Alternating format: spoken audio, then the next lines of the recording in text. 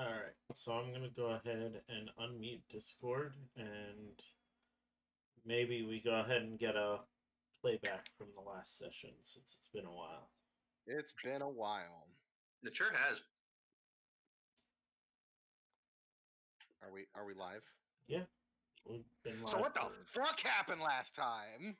That's fine. A skill challenge. I took my private jet over to Russia so I could take a dump on the elephant's foot at Chernobyl. This shit ain't nothing to me, man. Close the lyrics to Dracula Flow, please. That was actually Yeah. just me. Oh, That I was don't off know the what's dome worse. piece. God damn it. That was No, off the- that's definitely worse. Do you like my comment that I made earlier this week? I don't remember what it was. Anyway, so now that we're alive on the stream. I Yeah. came so much that all my tissues reached the ceiling. I Oh, chiseled God, them yeah. bitches out and made a statue of myself. So I now call that we're on busting a nut stream, until I nutted a bust. That was really Yeah, funny. But anyway. We're 18 So now that plus, we're on so stream. Right, he yeah. can. No. Well, this is quality special. content. Anyway. yeah, the only thing we're busting out is the recap. Yeah. Who wants to tell us what the fuck happened last time? I rolled real my bad. notes. Yeah, let's let Amandi look at her notes. Well, it looks like the last time we played was November 12th. Okay, Yeah, it's so been some time. It's been 2 months. yeah. Let's see. So last time, well, we descended back to our ship from on high after claiming all of the loot and watching those cowards run away from us. Given how choppy the sea was, we prepared to set sail. And I personally assumed there was a sea monster out there that's been sinking the ships. And I was hoping that it would eat Zir's ship. We saw no proof of that, though. By the time we got down there, they were just out of sight. So we don't know. So we took some heavy hits from the waves. And Goldie, one of our crewmates, was swept away, with Lan unable to teleport her back. So I took it upon myself to make sure that no other crewmates went over, even if it killed them, by making sure everyone was tied to the ship. Lan had to stop Gelator from jumping after Goldie, as a seam steadied the ship, and Gelf tried to set up a triage station on deck during a storm. Oh god, this was also the first time that Gelator actually agreed to give command of the ship, and it all went horribly wrong. Oh yeah. Most of the medical supplies scattered when we hit a big bump in the waves. Lan managed to shift through all of his bard knowledge to determine what stories of surviving this island were true.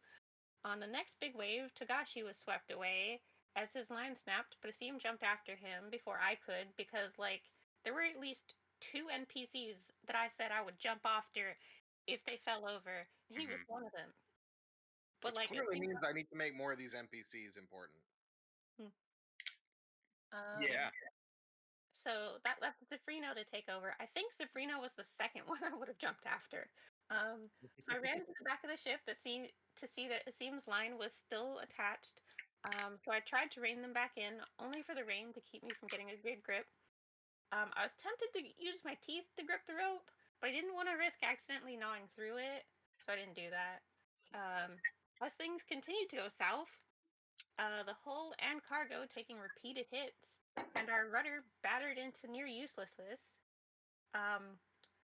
Lan fell to his knees and yelled out for Teach, asking for him to deliver our ship out of the storm, even if Lan himself had to be paid as tax for it. With that, Zafrino was able to spot a break in the storm and managed to steer us to slightly calmer waters. I'm only just now noticing how well that works out of calling to Teach and then literally, the cleric manning the ship is able to navigate us out. It's great. Asim managed to retie his own tether to Takashi and climb back on the ship. And then seeing another lightning bolt heading towards us, I just kind of left him to climb up himself. Instead, brandished my Discaran Fan Axe as a lightning rod and redirecting the lightning strike. It left all my fur standing on end, but it was worth it. The next thing we all knew, a maelstrom whipped up ahead of us, revealing the sea monster that I suspected all along. And Gilator, frustrated and enraged by his failings so far, leapt off of the ship and went feral on said creature, tearing into it so fiercely that he chased it away. He was left floating in the water, died by monster blood. With that done, we finally sailed fully out of the reach of Shipwreck Island and limped our way to Teak Bay with a whole lot of Hey, Sonic. shipwreckers. Welcome in. Yeah. We're just doing the recap. That's what we did last time. Yep. Woo wee! Thank you. That was a jam-packed session there. Yeah, holy shit. Yeah. It was. I forgot that I thought that was like 3 sessions worth of content. No. Nope. We managed to do that in one. Yeah. Let's hope that my rolls are better 2 months later, and that I don't roll as bad. You're They not won't be, and cursed. you will. Yeah. Don't Just channel that end rage that Don't Gilator had. don't Does that work cry, out really Gilator. Don't I'm just cry. gonna speculator into barbarian. Yeah. Yeah. All right. I would say multi-class, but multi-class doesn't work too well in this version of the game. Yeah. So where are we headed? Teak Bay. To get our ship repaired. Yeah, I think we just like whatever the closest friendly port is, or even not friendly, but just non-explicitly aggressive. We need sooner rather than later to get this ship patched up. Yeah.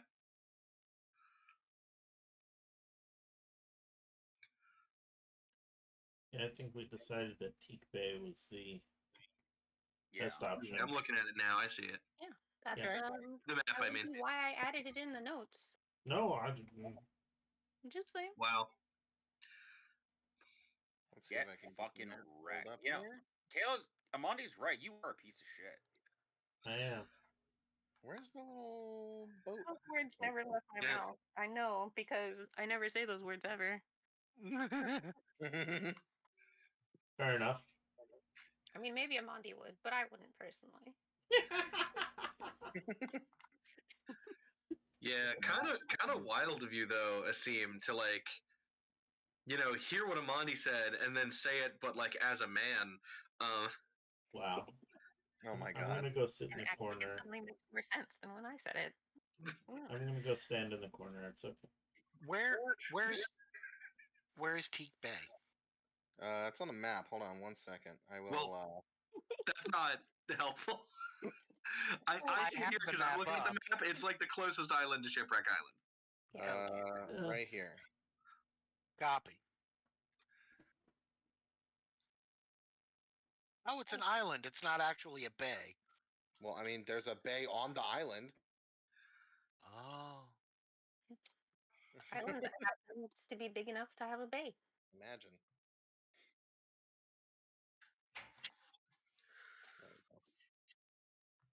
Just sitting by the dock of the bay.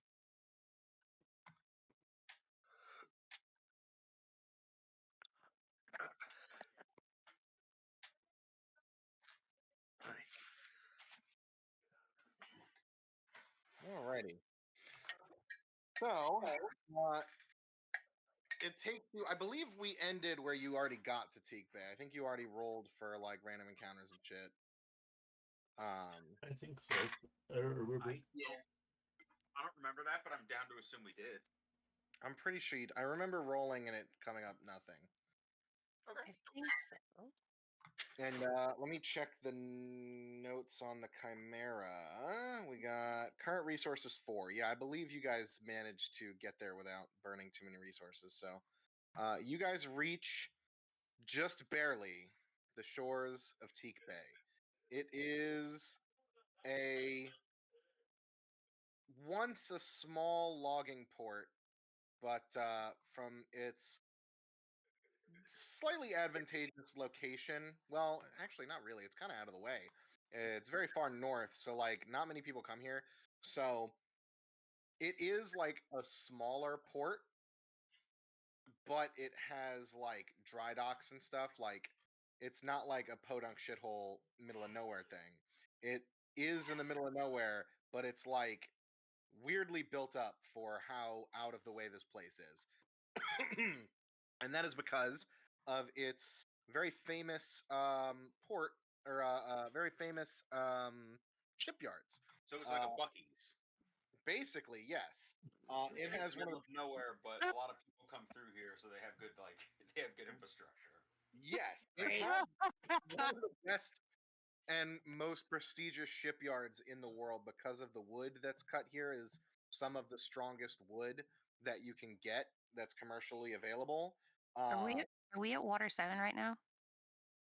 Not really. I mean, there's not like a marine base here. This island, I guess, is under the control of Water 7's not a marine base. It's a not? shipbuilding island. Oh, then fucking yeah, I guess. I didn't get that far into Amine. My bad. Now, if they're like really famous for like woodworking, would it make sense that their mascot is a beaver to further Luke's point about it being a Buc-ee's? Yes. No, I think only Andorran baronies have animals as their heraldry. Coward. Or at You least just don't want to make prominently. fantasy Buc-ee's. This place is kind of independent, but it is under the control of the Vanagarian like there's not like a thane or anything. It's like a court of noble like merchants, basically. So yeah, so this place is under like jurisdiction of Ragnvald, but it's kind of its own thing. So you limp into the port here and get her tied up, and basically disembark. What would you guys like to do? Find a person that'll fix our ship and find out how much it'll cost us. I was out of what the is- room, but I just wanted to say because I heard everything. It's still Buc-ee's, but Bucky is now short for Buccaneer. Yes. Okay. That's great, and I love that. Also, Ah.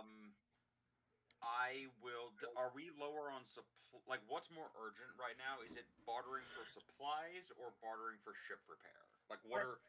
Our maneuverability is 0. Okay, Yeah. so I will go with whoever is going to like if it's Mondi, like whoever's going to look for a shipwright, I'll go with them to help negotiate for like a better price for ship repair.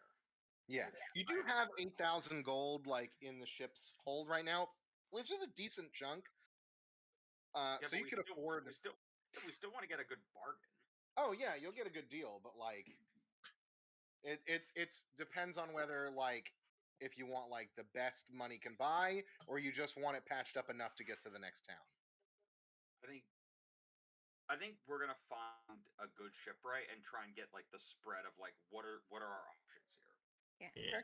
This We place are is also- known for being able to be really good with ships. Like, we might as well see what we can get and like shop around in those prices. See how we Yeah. feel at least. It Yeah. also depends on our timing because we do kind of have a world-ending prophecy to attend to. So if this is going to be like a 4 to 6 month kind of deal, that's not really as feasible if it's a Bucky D. Luffy. Holy shit! Boom. Wow. But Who's gonna yeah, propose something else? That's pretty great. Who That's else? awesome. Who else is going? I think the best thing here is we maybe break into teams of like what tasks do we need to accomplish? Who is going to go accomplish those tasks? Well, Well, you're we're definitely gonna. the best at negotiating prices, so Yeah. you're probably going to be the one getting our ship fixed. Right, but then there's Yes. getting the ship fixed.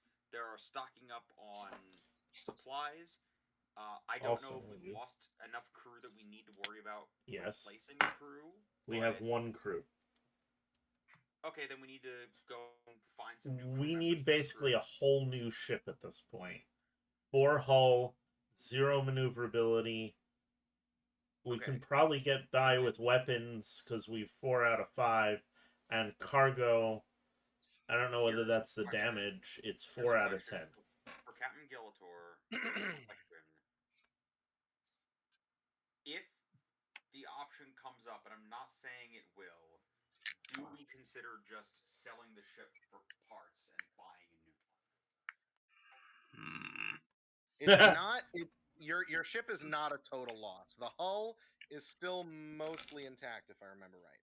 4 out of 10. Well, 4 out of 10 is still above sinking. But I'm saying if they're like it's 7,000 to fix the ship, it's 4,000 to just buy a new one. That being the case, we'd have to make the pragmatic decision, but I've got a lot of memories on this ship. I get it. It'd probably be okay to. I get it. I don't know. We'll find out. Listen, I get it. I just want to know where the options stand. Lan, I'm in agreement with you. It's just I want to know what I'm walking into. I think, for the good of the crew, we make the pragmatic decision. If a new ship is cheaper, we get the new ship. I'll work it out. Just consider it done. Someone needs to go then and recruit new crew. That's also usually my job because I again have good charisma. But if we don't have enough time for me to be in both places, then somebody else needs I'll to do start that. looking for crew. I think that would also be good to take the captain with you. I was gonna say I also have a really high charisma, and I could be doing that. That's what I'm saying. Is like so maybe you go because then you can all. It's you. It's recruiting people for you. So like it's pretty good for you to show face. Somebody also, other task that I usually do when we pull into a new port is go into whatever like marketplace or bar or whatever and try and get a lay of the land as far as like what's the local scuttlebutt. Man, do the rest of us do anything when we get into port usually? I normally get drunk and try to steal armor. It's just laying off to the side covered in gray hair. I'm actually 16. I mean, last time I remember being in port, I went with Gelf, and he lost a magic item that I had to reclaim after the place went up in flames. That was not our fault. Am I ever gonna live that down? No. Oh my god.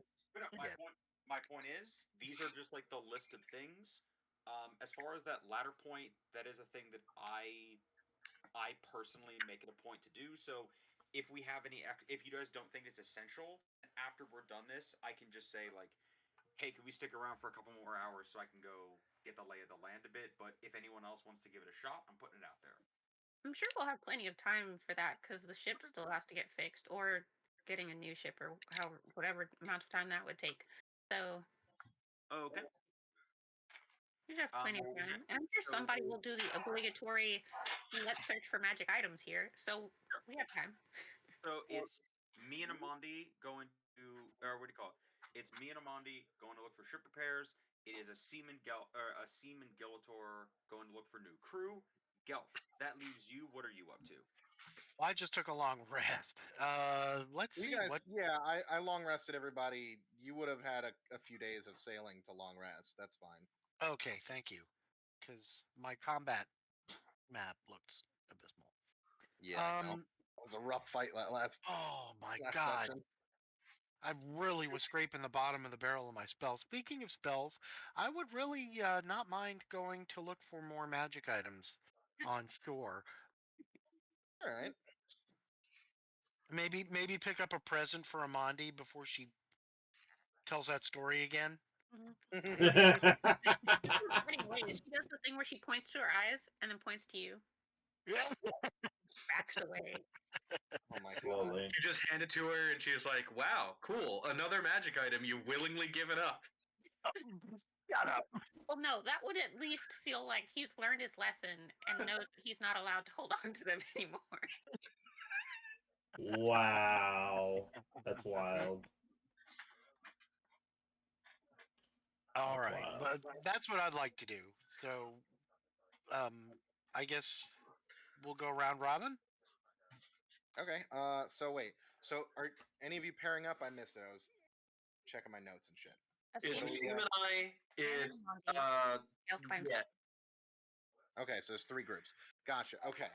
So Gillator and Asim are going one. Lan and Amandi, and then Gelf is on his own. Yes. Okay.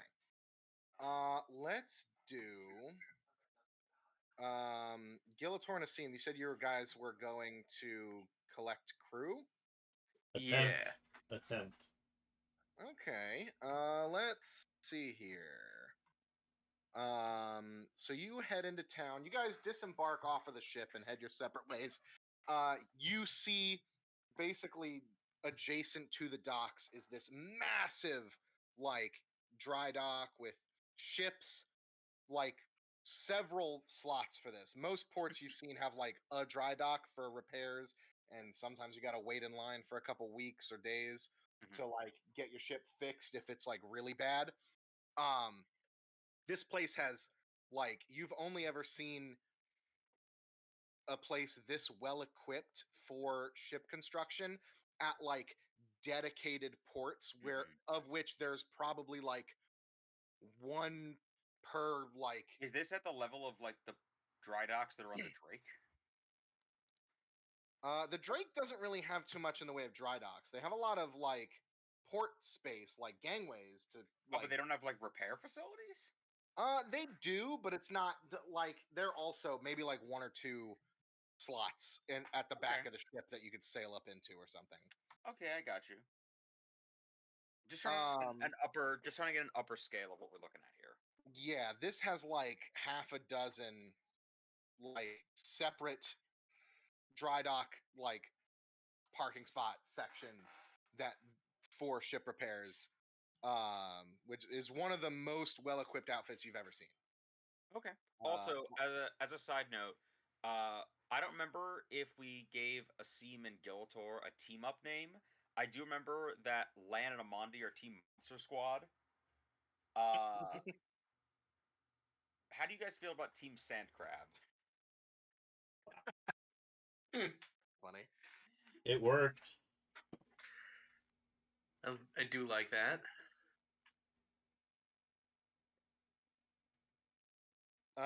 So you see like several of these bays are filled with like ships in different states. Like there's one ship that's just like the inner like spars being a set, like a ship freshly being built. There's a couple that are in for repairs. A new mast is like suspended. Give me actually. I don't know if Wow, this is about to ask us, but I do want to look and see if Zir's ship is here.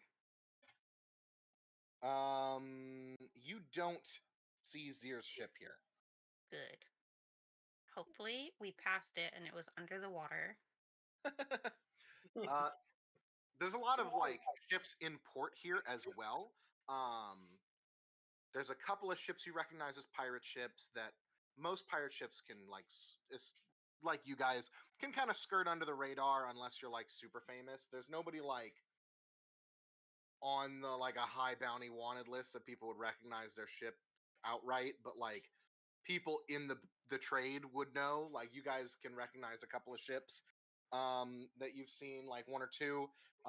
You see like a very fancy merchant vessel out of Rozone. You see a Galerian trading company like galleon, which is like a huge merchant, like basically a merchant version of a man of war.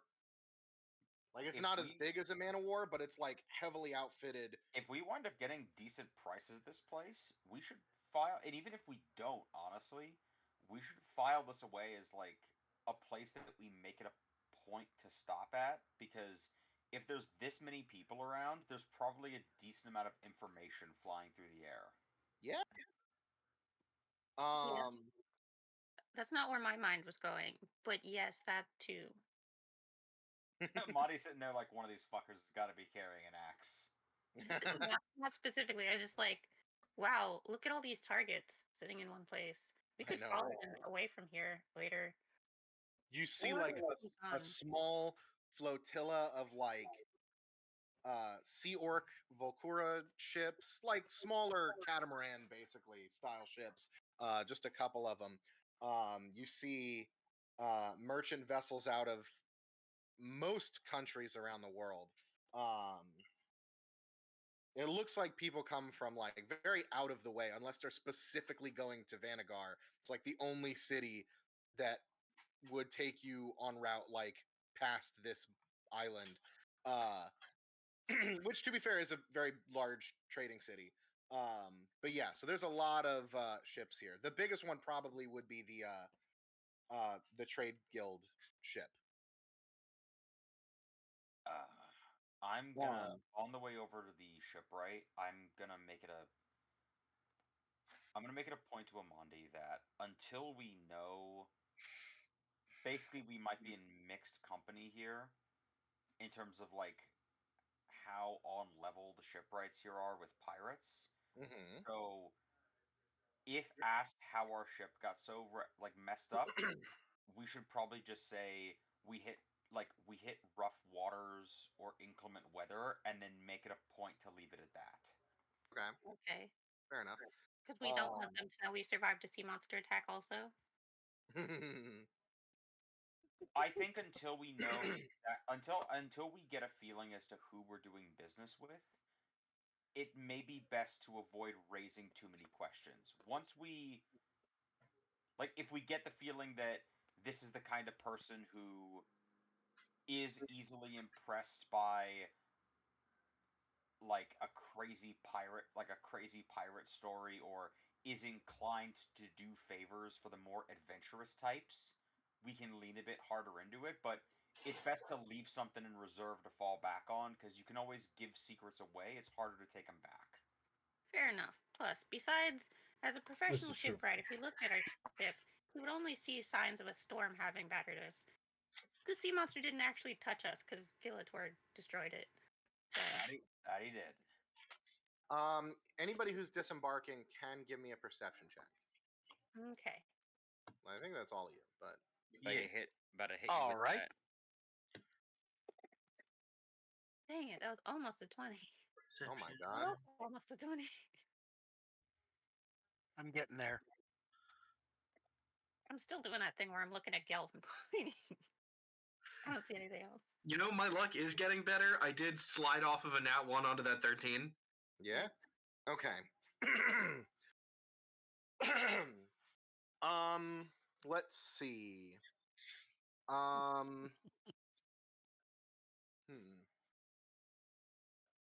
So you guys notice, the three of you, as you disembark.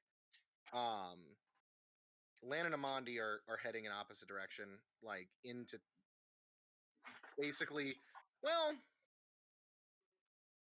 yeah. So Lan and Amandi are kind of heading towards like into town as where like they could find the like shipwrights guild. That would be a here. union for this. Exactly. Gilator and Asim, you guys are like down, and Gelf, you guys are staying like towards the water, where like all the sailors and local bars are.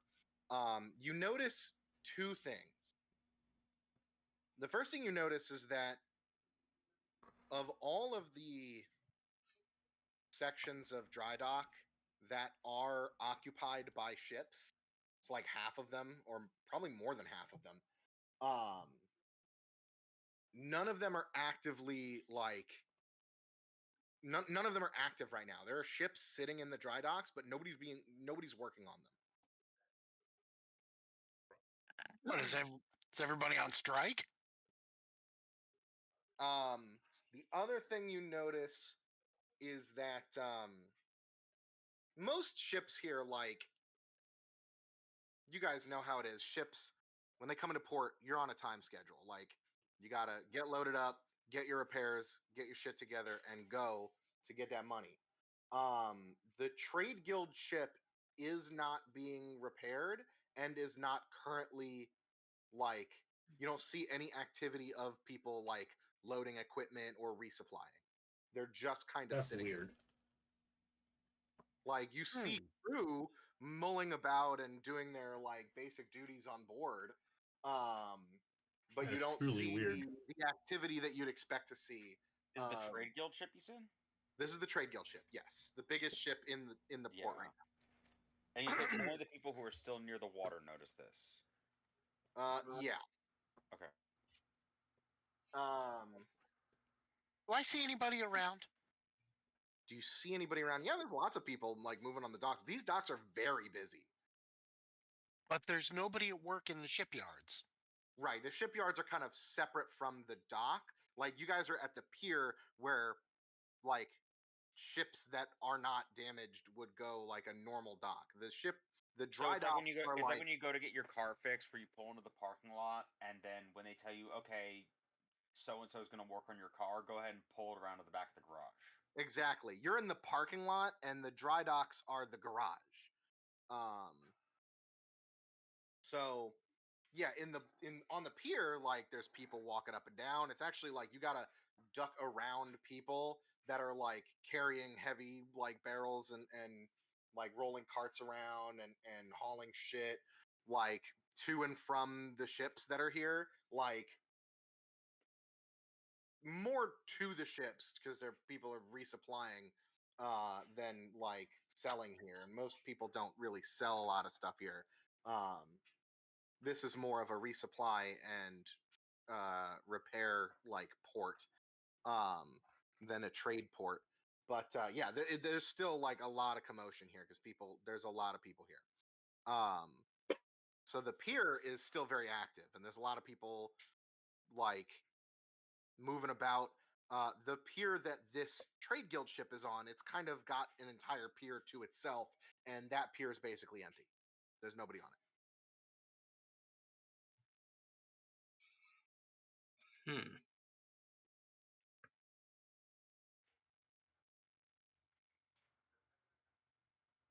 Yeah, there's like two trade guild like guards standing in front of the gangplank, but that's about it.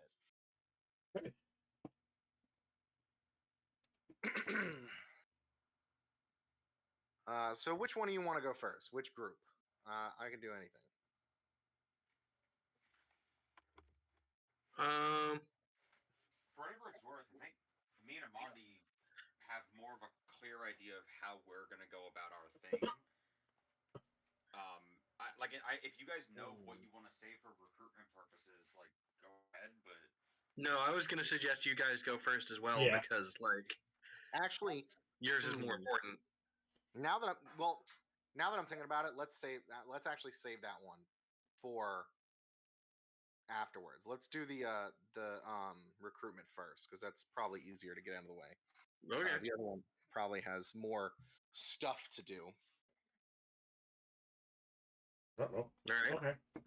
I would like to go to, the local bar where sailors would be hanging out on their off hours. Yeah. So the local bar is called the Axeman's Flagon. Gotcha. So you head inside, and there's a lot of sailors here from all over the place. Mostly Ragnvaldi, it looks like. There's a lot of people from like. Actually, you know what? Roll me a streetwise check.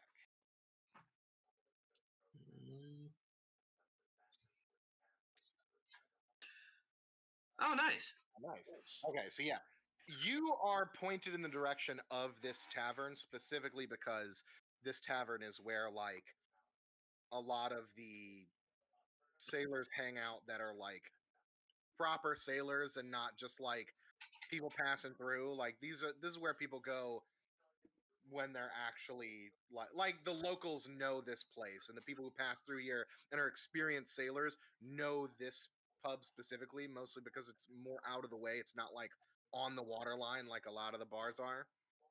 Yeah. So it's not a tourist trap. Exactly. Yeah, so I'd like to go in and do our usual rounds of like eyeing up and down who I think is good potential candidates and then get them drunk and Shanghai them. No.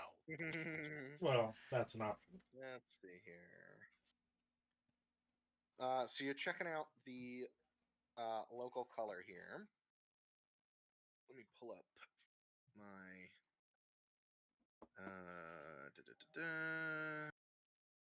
here we go.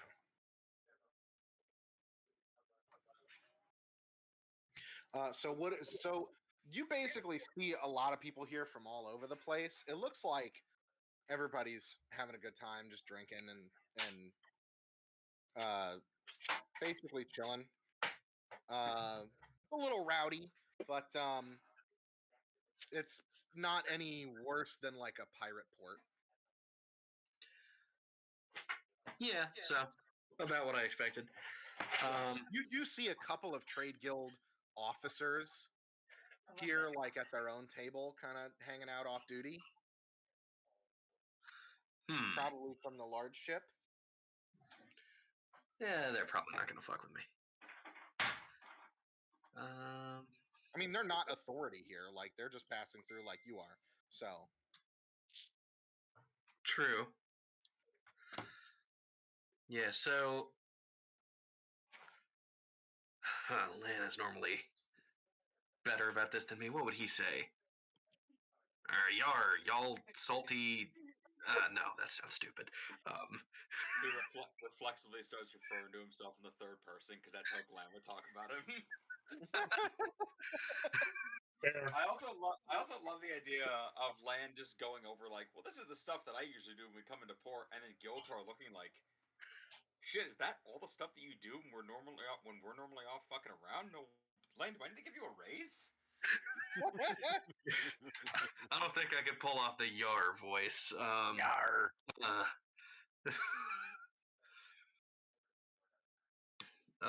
Hey, boss one.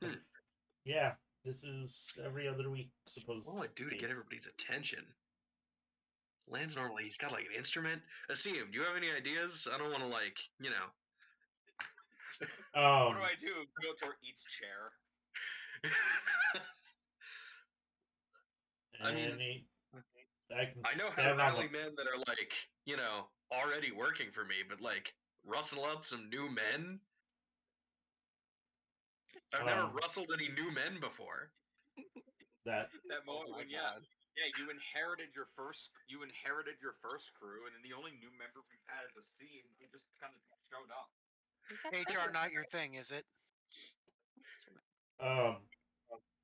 I mostly volunteered to come keep you safe and make sure nobody killed you. That's what I'm saying is he never had to convince anyone to show up. So I say you pull a lamb and he sings and dances normally and that shit. Listen, normally I just drink at the bar and then show them where the ship is. Like, that's what I do when he does this shit. Normally I just start drinking and then everything goes fuzzy and then I wake up and I don't recognize anybody on the ship. Exactly. Which reminds me. Hey, barkeep. You see behind the bar is this is how it normally starts. an old Ragenvaldi. Ooh. They are pouring drinks and like they're just kind of behind the bar. They're not really talking to anybody.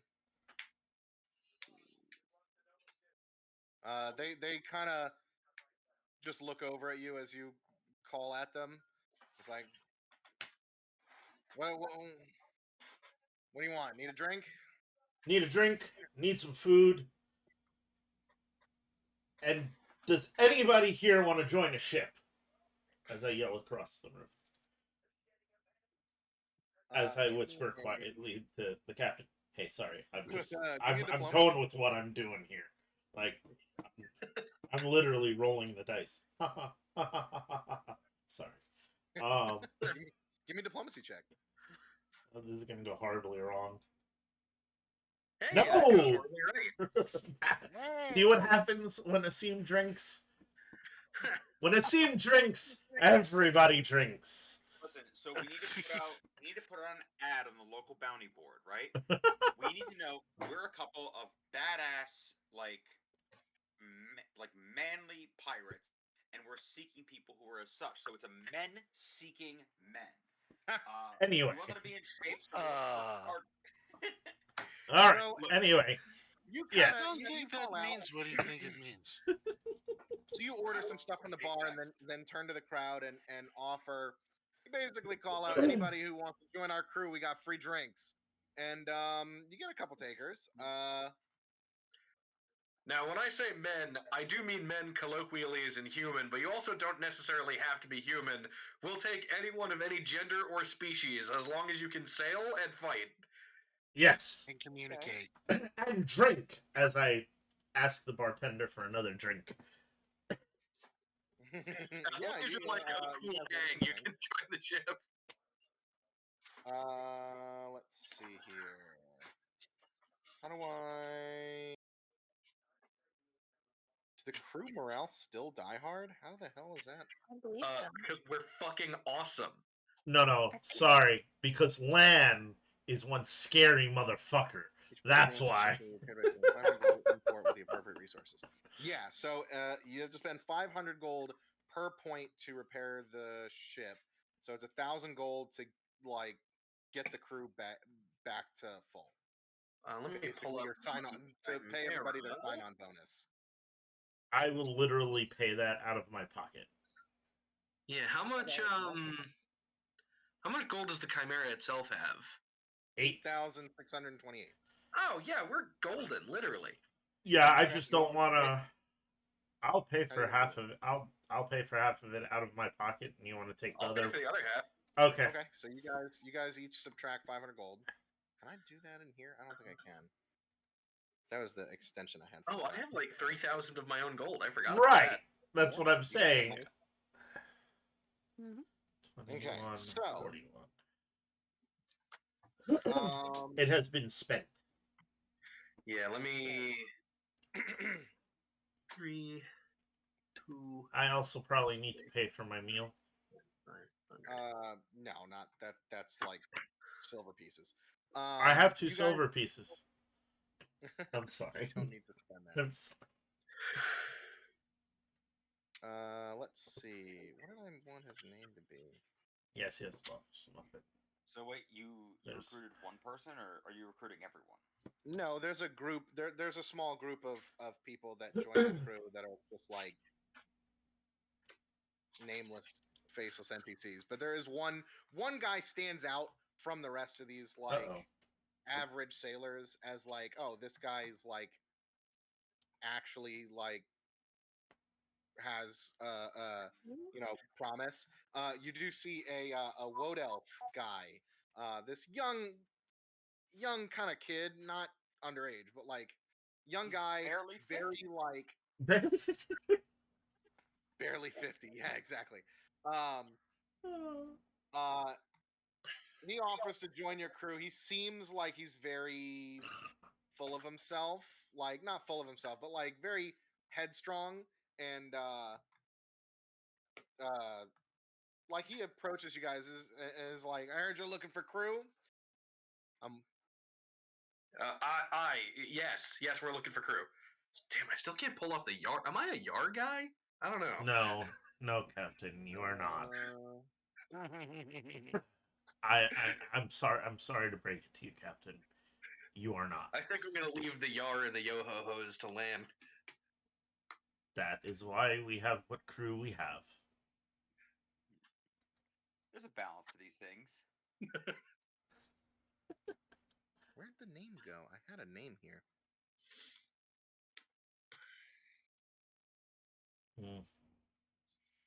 You said he's a woad elf, right? Yeah, he's We a woad do. elf. So his name is like. No, they're more. I'm calling him Yeah, John.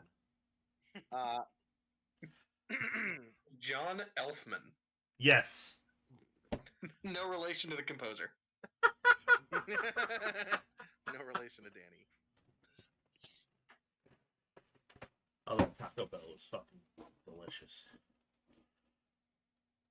I'm glad. Sorry. You try their nuggets? They got Yes. a lot of protein. Those nuggets are fucking delicious. Yeah, What? dude. I had them yesterday after working out. They got so much protein in them. I'm gonna get shredded from these Taco Bell nuggets. That's a Wow. conversation that sounds like it would take place in an alternate universe. Hey, have you tried the chicken nuggets at Taco Bell? Wait a minute, It's don't I they make know. tacos? it's I know, right? it's like we're on track for Fifth Element. Yes. So yeah. Yes, Boss He Muffin. introduces Taco Bell himself nuggets. as You should Agare. try them. They're absolutely And fucking he delicious. says, basically like, "Oh, I've been sailing my whole life, and it's time for a good change of pace from these shitty merchant ships that we've been a part of. I think it's time to hit the big leagues." Let's see. Actually, does he know who you are? Here's the good question. You did not brief, or did you, the people who you've just recruited that we are pirates recruiting them for illegal activity? Absolutely not. Once they're on the ship, they are part of the crew. That's just how it works. And you have a whip somewhere. Like, you have a whip. You're forgetting that half of the people of like 50% of the people who are currently recruiting them are a giant crab man. I don't think that they think I'm a merchant. Gillator, roll me a d20. Uh-oh. Uh-oh. I'm making you do it so we can see it in the chat. That's a 3, baby. Okay. Yeah. So yeah, he doesn't know you guys. That's okay. He will. He'll learn Yeah, real he's quick. like, you guys look more rough and tumble than your average merchant crew, so sounds good. Now, I've are got you one just question. a sailor or a sellsword? He says that I've been a sailor my whole life, It's real but good. the sword arm is It is. honed to a razor's edge. All right. Then we're going to play a drinking game. Oh yeah? Yeah. What's that? I'm going to put... Hey, barkeep. What do you got back there that we can cut up? Got some apples? I have some limes. Those are awfully small. We'll do it anyway. You think you ain't skilled enough to cut a lime? Off the top of my head, I hope you're as accurate with that sword as you think you are.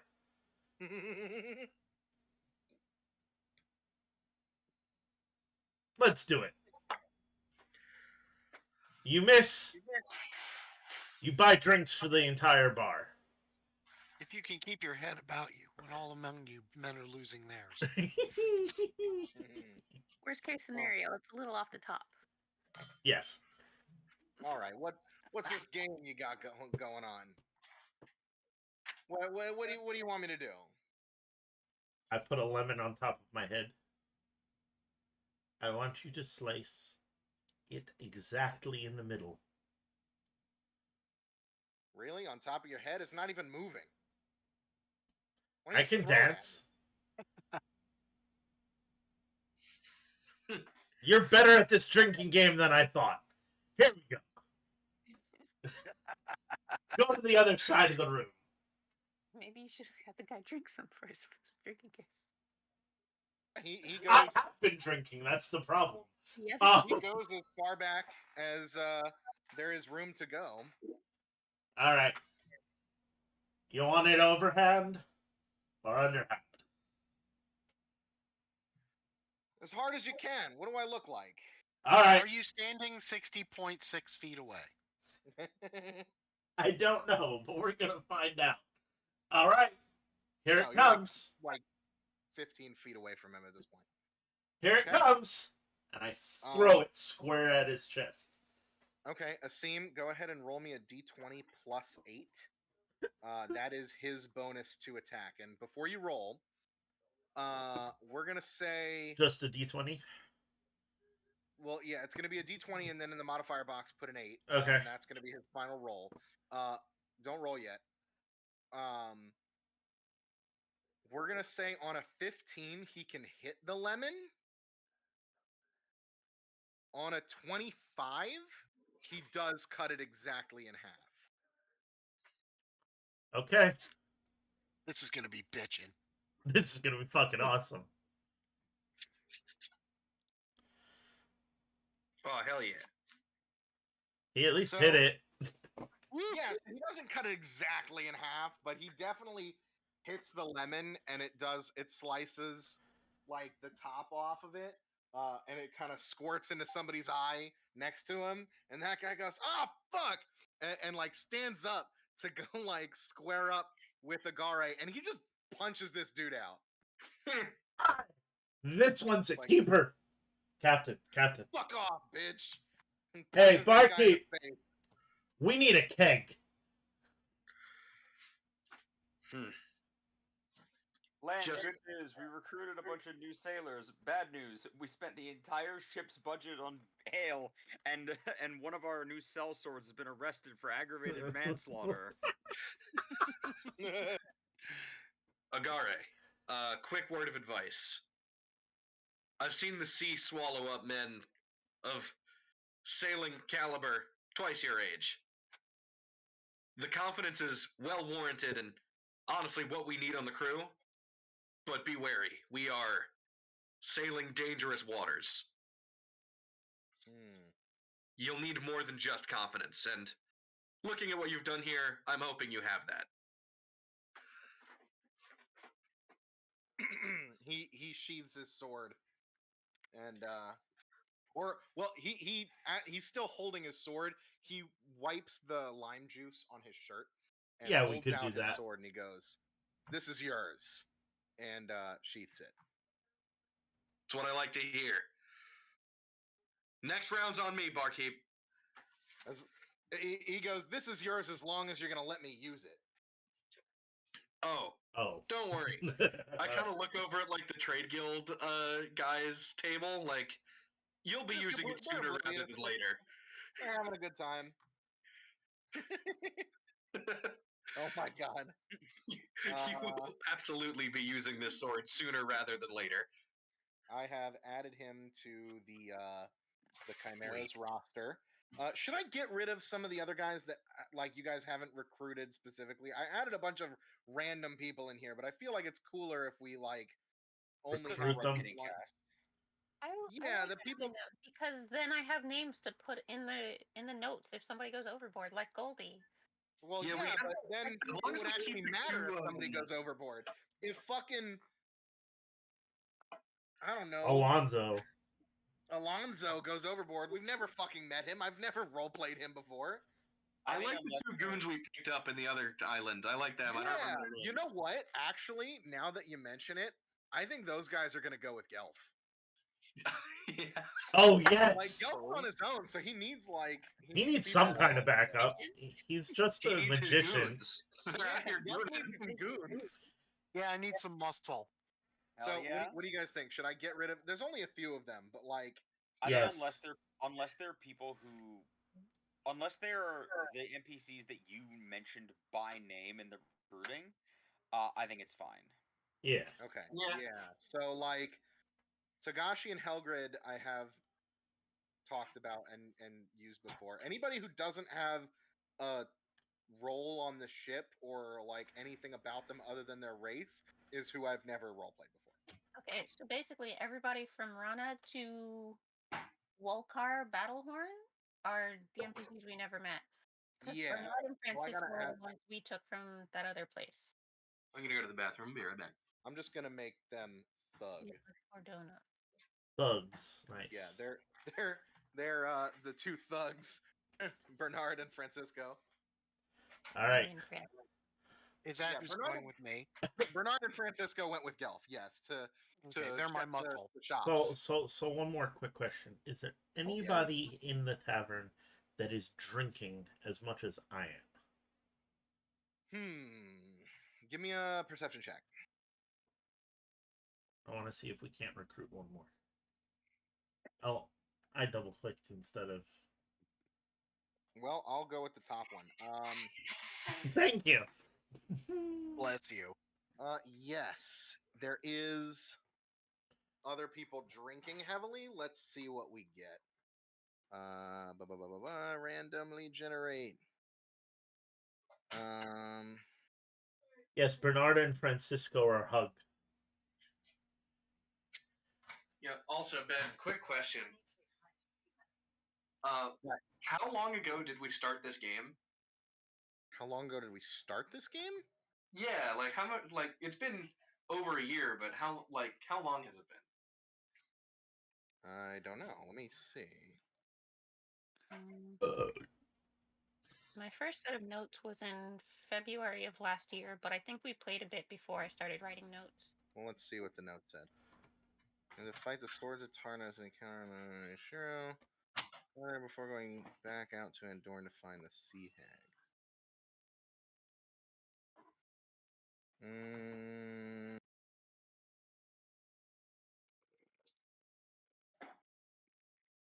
Phaedron War Galley. I don't know. Damn, I'm going. I joined. Oh shit, that's not far enough back. Yeah, April 18th of 2023 says Asim was already part of the group, and he wasn't part of the group until like a little ways into the first arc. So I feel Yeah. like we started at the end of 2022 or something like that. Sounds about Yeah. right. Okay, I I'm thinking scrolled about all how the I way made back up Skeletor. in the quarter deck. What's up? I scrolled all the way back up in the quarter deck chat.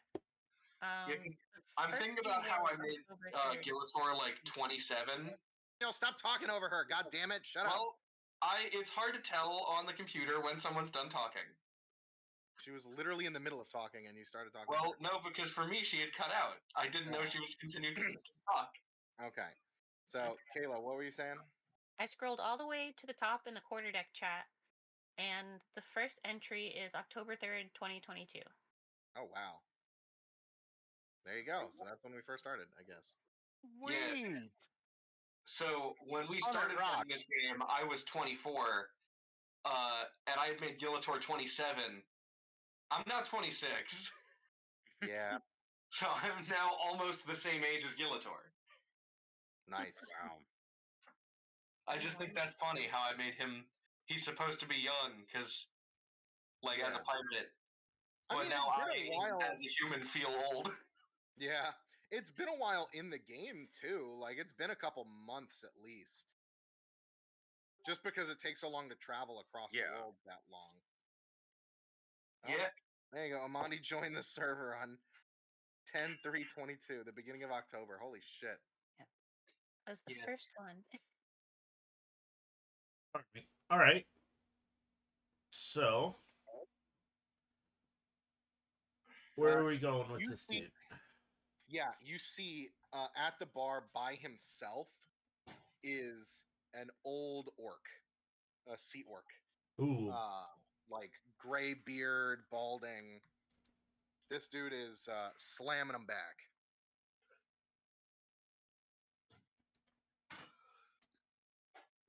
Scars and tattoos all over. Like, this dude's been around for a long time. All right. I grab some ale and I walk over there All right. and I say in. Hold on. Pretty sure. Where the fuck are my. Yes.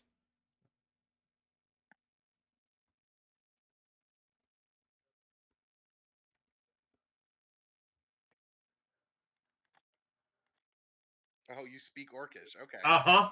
Uh huh. Uh huh. All right. Hold on one second.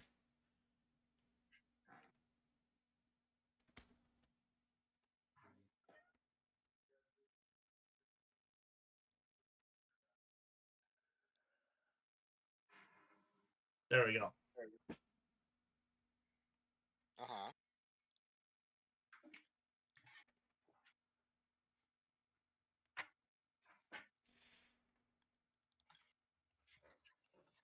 As I grunt this to him. Because I speak Orcish. But you can tell that, like, I learned it while studying on the deck of a ship. Like. So you speak Spanish because you worked as a line cook. Something like that. Yeah, basically.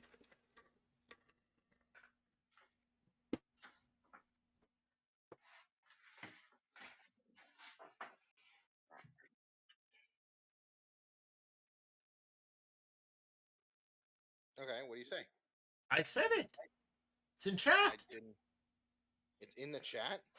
Oh, I see. There you go. Let's see here. Do I have? Okay, here we go. You are DM. You should have all.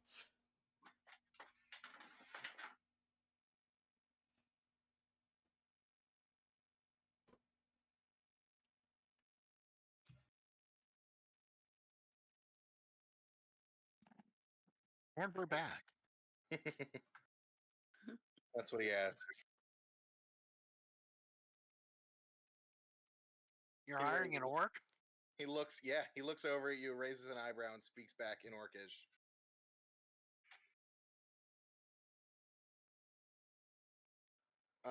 He looks at the bartender and like flags him down. Barkeep. Bartender walks over to him. He just points at the bottle like a bottle up on a higher shelf. As the bartender grabs the bottle of like a really fancy whiskey or something, pulls a shot glass from the bar, starts to pour it, pours a shot glass, slides it towards the guy, and puts the bottle down. The guy takes the shot glass and the bottle, throws the shot glass back, puts it on the table, and then starts drinking directly from the bottle. Oh my god. This is gonna be fucking expensive. Barkeep, how much was that? For the bottle, Yeah. roll me a d20. This is one of the ones I probably should roll low on, but roll a percentile dice. Roll times 10. It's 100 gold. oh yes, Oh, I got lucky. ouch. I don't care. It could have been worse. It could have been a lot worse. It could have been a lot worse. Couple thousand. Can I ask how much nat 20 would have run me? Well, if a nat 1 is 100. Oh fuck my life. Never mind. Then let's pull out the calculator here real quick. 2,000. Yeah, no. What? Thank the Lord. All right, I'm gonna Times pull. 100, whatever you roll. I'm gonna pull that out of my gold. Yep. Okay. 100 gold for that bottle. I told him I'd buy him a drink. It wasn't top shelf, but it was a fancy thing that probably one of his Better. more favorite drinks. Yeah. You see, when you said an old sea orc, I thought we were gonna go with like the bartender pulls out a bottle that's like covered in barnacles and it only costs 2 copper pieces, but the shit hits like ground glass. No, he was just like, your finest Don Perignon, please. So, and then I speak to him in common.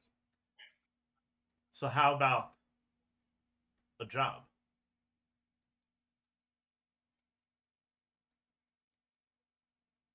He finishes about a third of the bottle before putting it down, taking a breath. What kind of job? The one that earns you the kind of gold that you don't have to worry about people buying you drinks in a bar.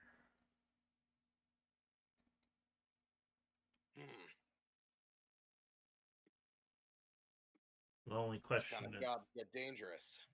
yes, but they're a lot of fun. Can't deny that. Oh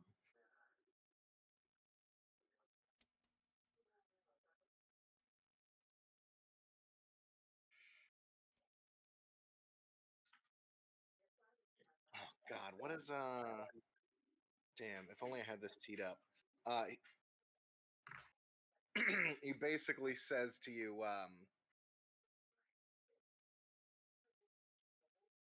fuck, I can't remember the bit. God damn it. He grumbles something about it being bad luck to offer a job basically without like sharing a drink first. So he like slides the bottle to you. Oh, Lan would love this guy. I I'm love just this really guy. mad that I'm really mad that I can't remember the dialogue from the scene from Pirates of the Caribbean when like Gibbs is talking about something about it being bad luck to like proposition somebody for some. I can't fucking remember what it. He basically says that shit. Man. Yeah. So I pick up the bottle with not a second thought. I just chug from the bottle about a quarter of what's left. Have you verified at all with like a notice check or like any kind of insight that this guy actually has? Like, do we know that this guy is like a badass sailor, or is he just like an old homeless dude who you gave free alcohol and who gave him an offer a job? And now he's hammered. Like, did Does it matter? Yeah, if you just saw like an old man in a It bar, kinda does. I just like the idea that it's like you saw an old man in a bar, walked up and said in Spanish, "Can I buy you a drink?" And he said, "Yeah, I'll take Louis the 15th." He drank the entire bottle, and you said, "Do you want a job?" And he went, "All right, fuck it, why not?" Sheriff. No, I have done nothing of the checking, but then again, We get to, I'm we get pretty into sure it combat seems later- pretty drunk by now. We get into combat later, and he's just like, you're just like, quick, you need defenders. He's like, I never held a sword before. You're like, wait, I thought you were a sailor. I never been on a boat before. That's your Boats scare job. me. That's your job once he's part of the crew. I just find the people.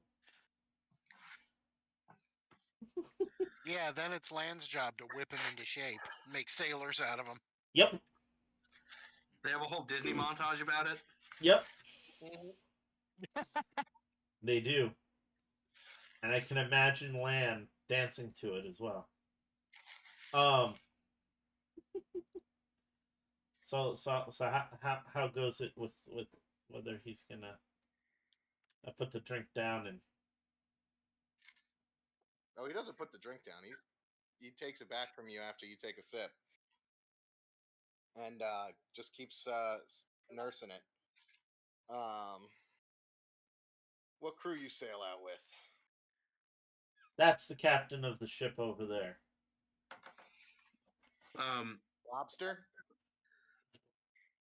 Don't Close be enough. calling him that. I'm gonna, But I'm gonna strangle this motherfucker with my bare hands if he calls my captain a lobster one more Oh, time. that's right. To wake him up from when he's sleeping. That's it. Yes. Oh my god. I love that shit. That's so fucking funny. Yeah, that's hilarious. That was the bit that I was looking Still for. have Yes. the lobster, the giant lobster. Do we still have that? Because we made friends Yeah. with it. Wait, what? We have a Yeah. giant lobster. Oh my god, yes. Rescued him. Yes, the dire lobster. Yeah, I Yeah. remember that. Yes. Yeah, he's chilling. He Wait, swims alongside the ship. Roommates? He chose a name, didn't he? Yeah, I have it somewhere. I forgot what it was. I think it's Yeah, I don't know if I wrote it down. I don't take good notes. damn. So my even bigger question is, does this orc have a name? He does. I ask him what his name is as I throw another 100 gold at the barkeep, like quite literally, Okay. and say, hey, if you got another bottle of that or something in the same price range, bring that over, because he seems content on drinking that one.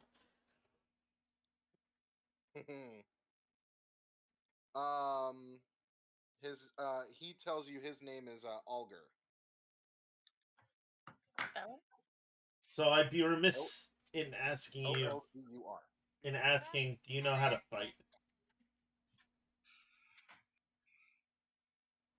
He like kind of looks up and down his arm that's significantly scarred up. Been in a couple scrapes. He's addicted to heroin. Wow. Wow. Roll me a d20 roll. Okay.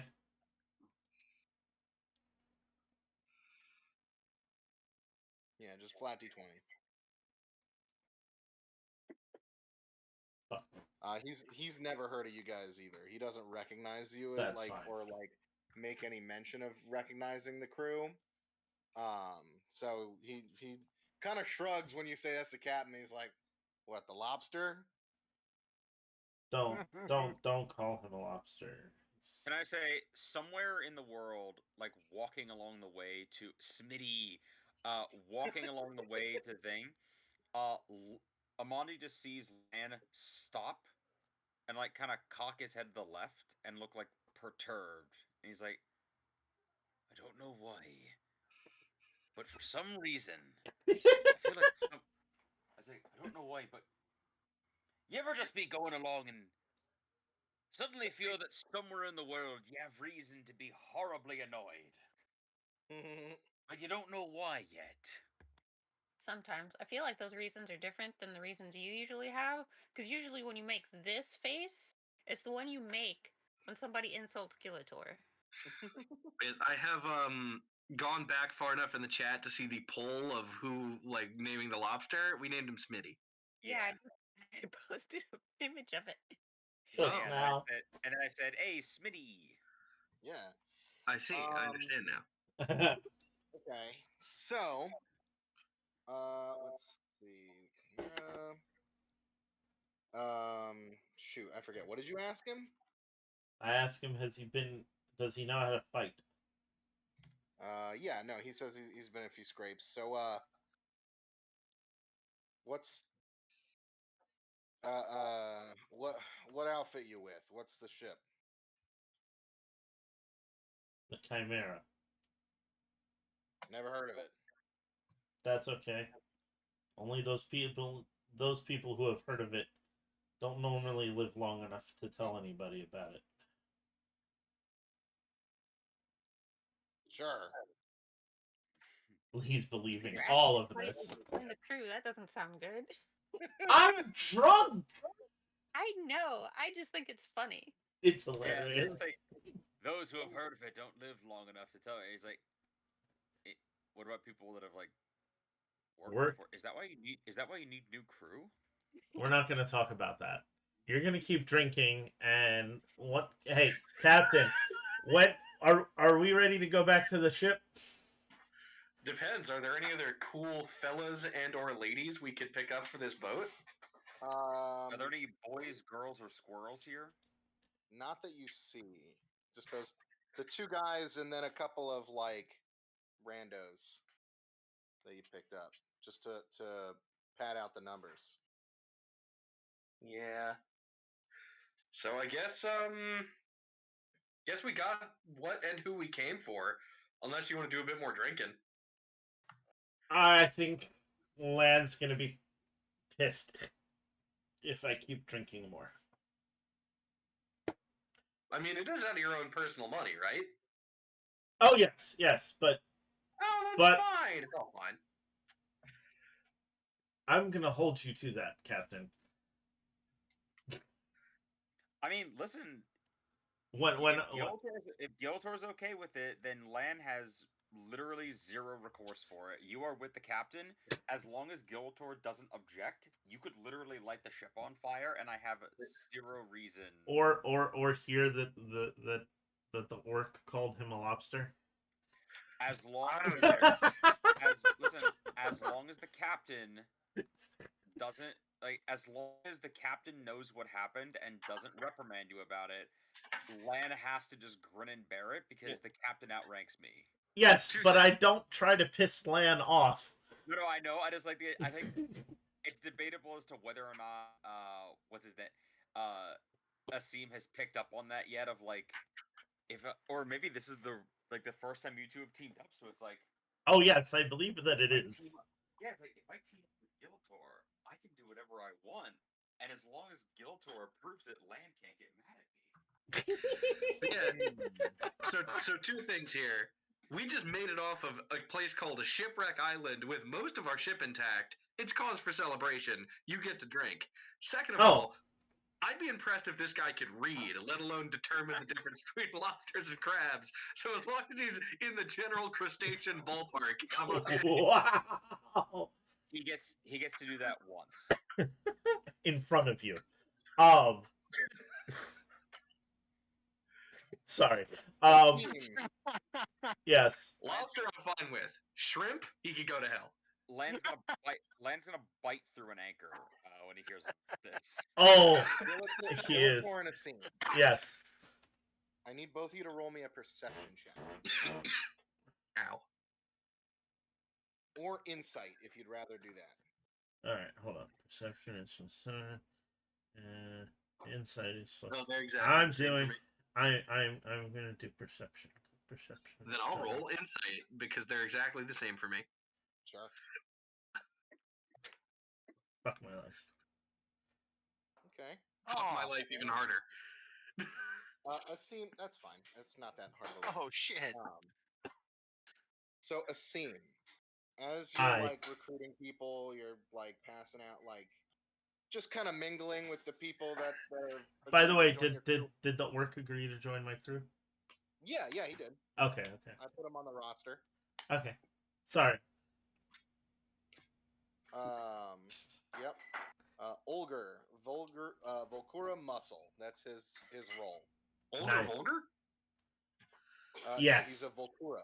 Volcura are sea orcs. Yeah. Da.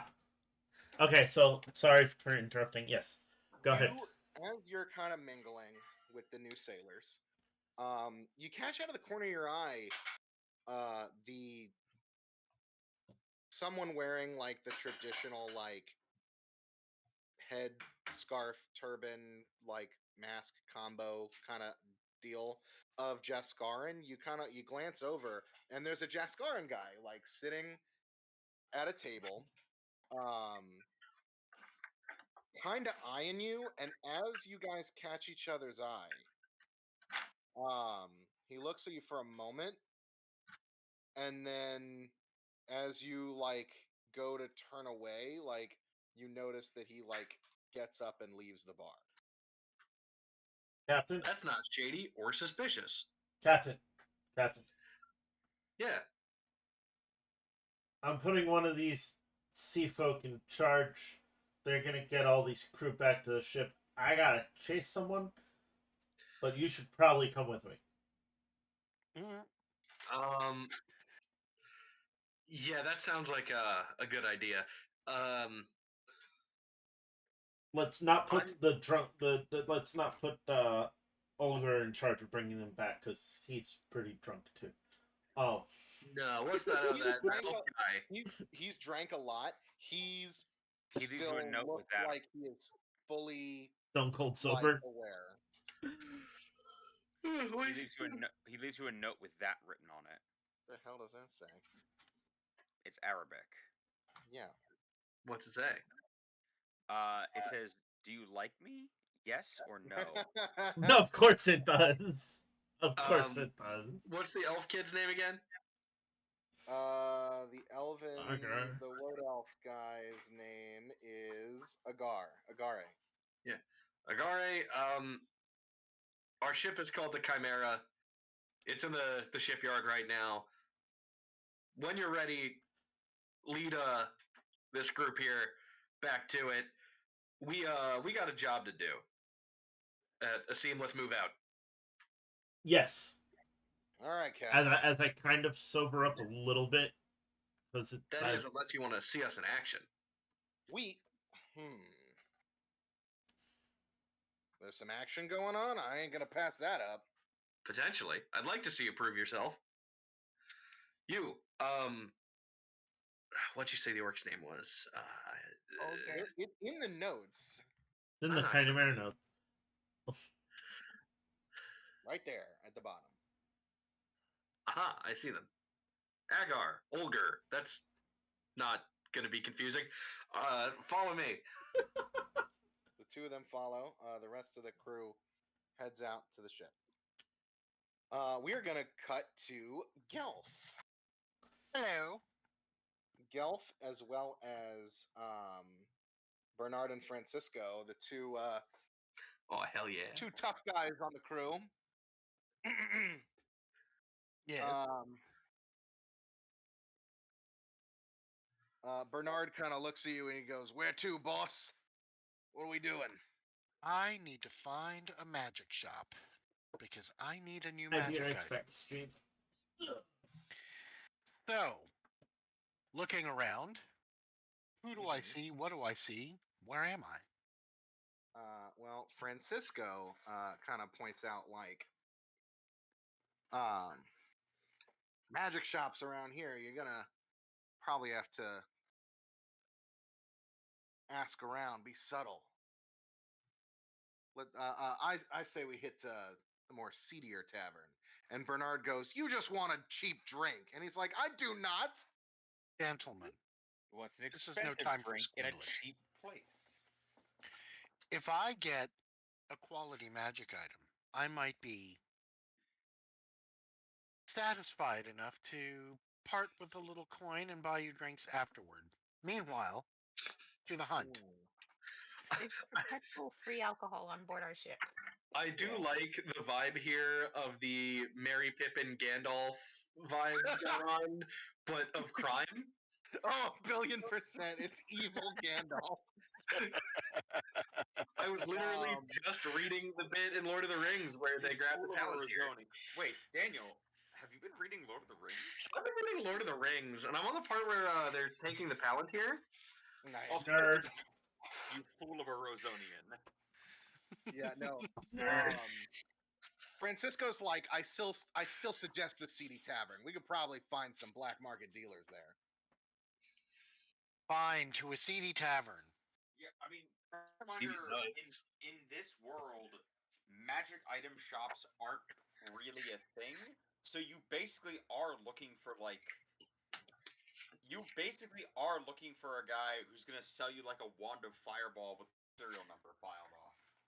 Basically, any magic items for sale are either going to be like collector's pieces of like, imagine them like old trading cards, basically, of like anything that's like really fancy is going to be sold at auction for like hundreds of thousands of dollars, or bootleg versions that people sell on the black market. Yeah, Yeah. knowing me, I'd get a cheap Chinese Timu wand of fireball. Yeah, Yes. exactly. That only works Um, twice. If you're lucky. Yeah, it works twice, and then the third one it blows up in my hand, and I lose 3 fingers. No, it's you. No, Gelf. It's you wave the wand, and a 9-foot tall man with giant sideburns and a cow nose gets summoned out of the air. And you're like, oh man, they sold me a wand of Fearbolg. Wow.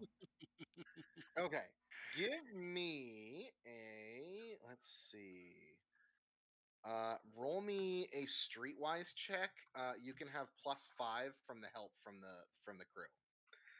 +5 from the crew. Stand by. Yeah. Fernando says, "I've been to Teak Bay before. Trust me, I know a guy." Do you? All right, I can't change the modifier any. Dagnabbit, so just add 5 to this. Okay.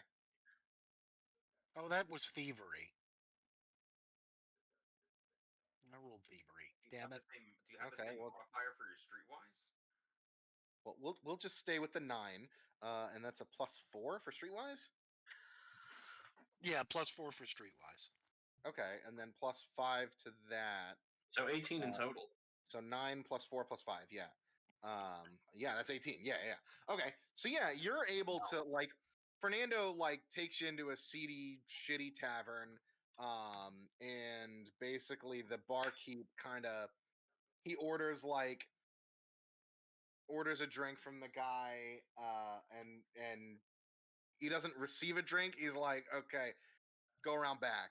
And It's like, man, I hear the rum from Jaskar is fresh here. The guy raised an eyebrow, and it's like hard to come by though. And I do like the in code, like, you know what I mean? Where like, hey, right. order this Exactly. Like the Like, yeah, like we from talking Breaking Bad, thieves like, thing. hey, I need to get my vacuum repaired. It's a 2002, whatever. Right. Yeah, he basically says some weird shit that you can interpret, Gelf, as thieves can't. And the guy basically responds with some equally completely nonsense words. And Fernando comes up to you and he's like, "Oh, he says someone will meet us around back in 20 minutes. Yeah, I think that's a little pessimistic. Missing a kidney. What? You're gonna wake up in a bathtub full of ice with your kidneys gone. Oh, thanks. But yeah, no, I think that's a little pessimistic to call it that. I think thieves can.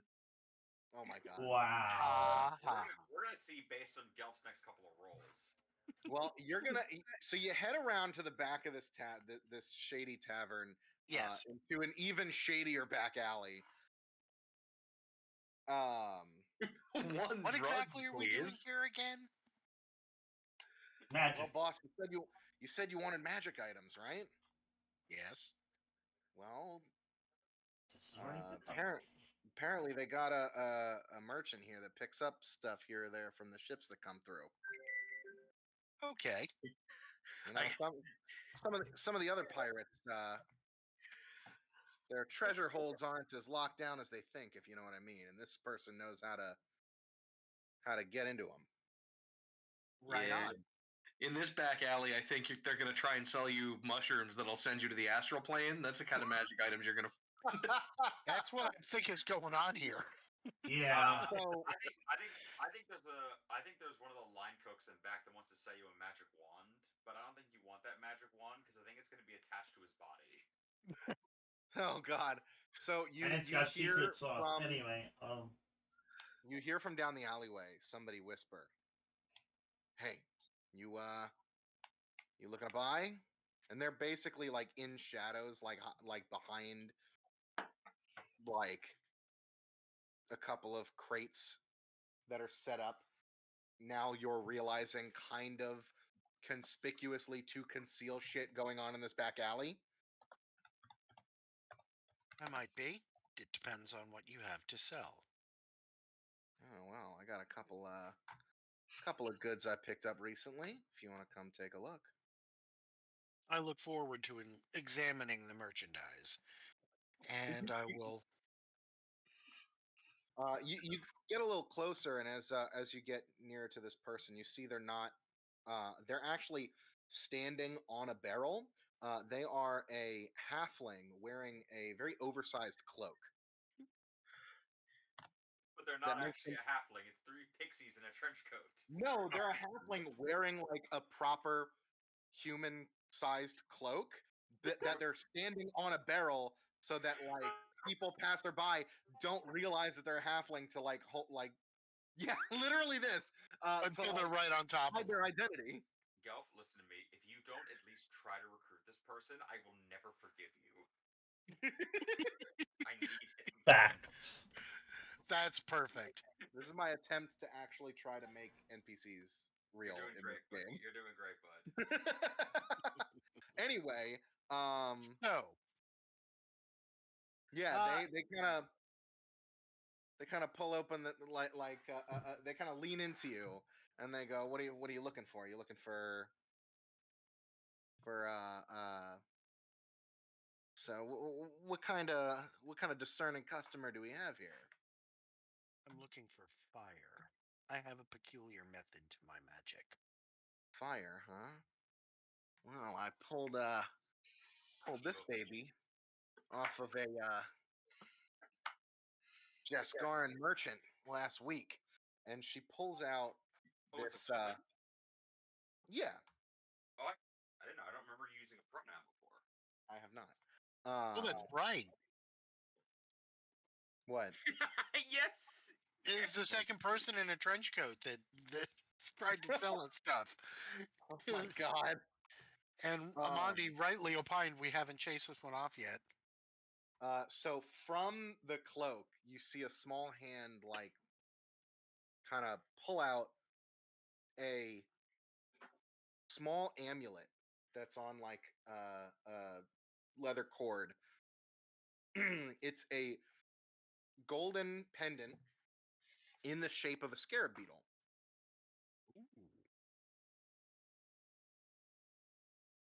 Yeah. Let me see what this does so that I can properly describe it diegetically. Where did you go? I'm right here. I never went anywhere. Okay.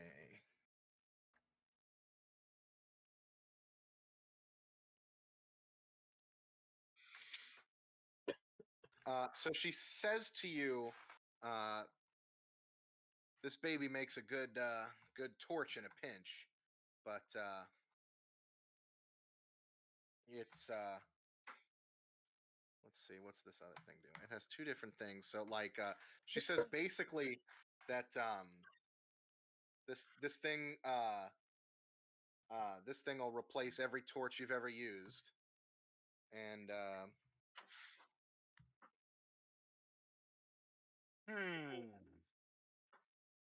Torch, eh? holy Do I shit. recognize it?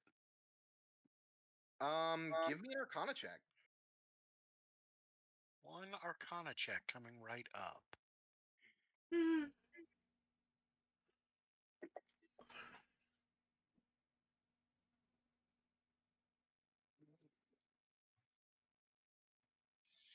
I rolled good, but not great.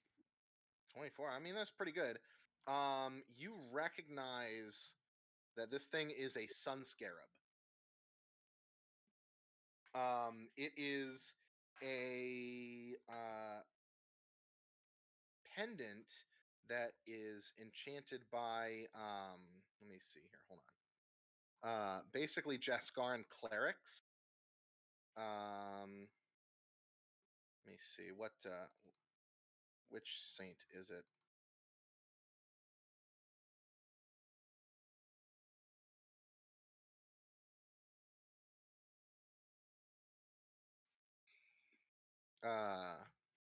Yeah. So this is a pendant enchanted by a priest of Arai Rahama, which is Between the basically and this, there's a lot of Jaskaran stuff going on, considering we're near Dragon Ball. I don't know if that's a coincidence or not, but like, just an observation. That is true. They say this is basically a priesthood that worships a saint of like oases and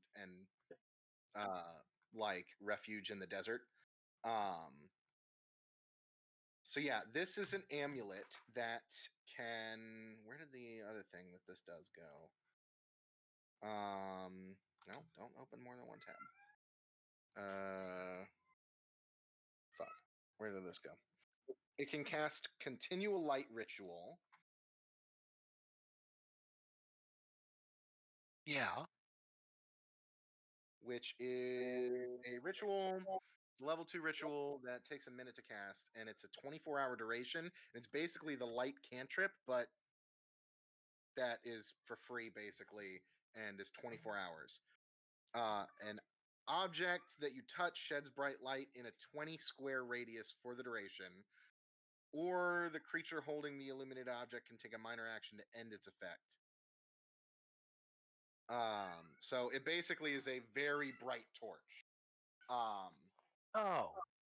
And then you also know that it does have a special ability that grants you the purifying fire power.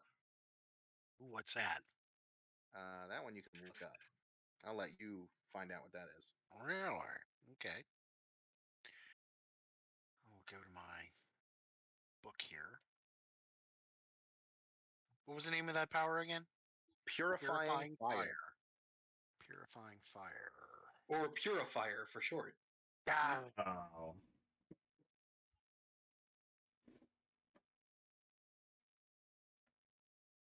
This cat doesn't want to shut the hell up.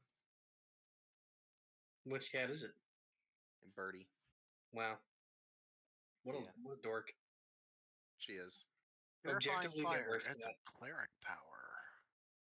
Yep. It is a cleric power. Oh, it's a daily power. And I don't have to be a cleric to use it. No, it's just from the amulet. What's it do? It basically makes people do a fucking fire walk. Ooh. Purifying fire. You engulf your foes in divine fire that continues to burn. The cleansing flames provide relief to you and your allies, healing those who move near your burning enemies. I think I love this. Yep. Yeah, it's pretty sick, dude. Like, yeah, open with that next time. It is a burst 2 within 10 squares, so a 2x2 square. Yeah. Wisdom versus reflex. Each targets each enemy in the burst. 2d10 plus wisdom modifier fire damage, and ongoing 10 fire damage save ends. You or any ally that is starting their turn adjacent to one of the targets taking fire damage regains 5 plus your charisma modifier health. All right. I'm gonna put on my poker face and start the negotiations. And on a miss, it does half the 2d10 plus whiz. Oh, So, right. yeah, that's why it's a daily power cleric attack power level 15. Holy Here, shit. I'm just gonna do this. Yep. Now, I'm gonna put on my poker face and Alright. start the negotiations. We know you do very good at gambling with magic items. Wow. Yes, well, when the dice are with me. So, my pungent friend, how much? This is a little bit of a risky grab here. So Is that so? Mind telling me why? it's I've been out of the Jaskaran crime scene for a while, but it was clear that these people weren't. So this may get back to me, and I need to be able to afford clearing the trace. So I think 3,000 for this little doodad here. 3,000 gold pieces. Indeed, these people were real professional. If you catch my drift. I was thinking more along the lines of, let's see how much, before I start pulling out numbers, let's see how much I have. Okay. Probably a good idea. I was thinking more along the lines of 1,500 gold pieces. 1,500. Roll me a diplomacy check, and I'm going to say the DC is going to be 20. If you get below a 10, they're going to be insulted. Shit. Yep. What am I rolling again? Diplomacy check. Diplomacy. Hold on, let me see if there's something that'll give me a bonus to that. What do I got?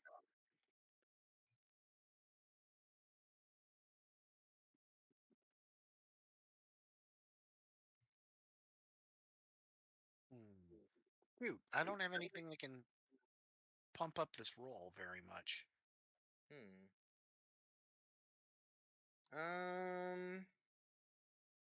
I mean, you do have these muscly guys with you. I'm not gonna intimidate the guy. This is just negotiations, pure and simple. Well, you don't know how hot they are. That could be diplomacy. Well, I won't be too heartbroken if he gets offended. So Fair enough. I'm going to diplomacy away. All right, go ahead. But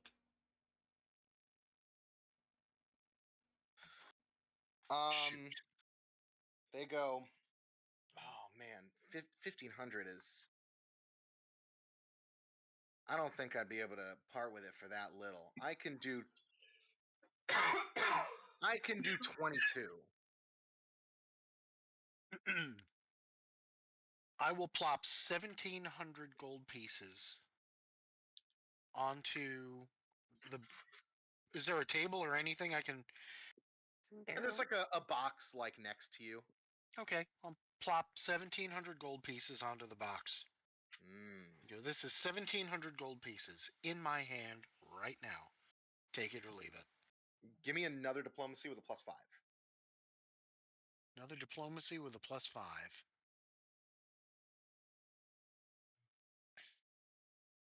Another diplomacy with a plus. Why won't this work? What, the modifier box? Yeah, the mod.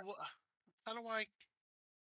Click on Oh, any there we type go. of number. +5. Ah, You got can it. either click in it or you just hover and use a scroll wheel.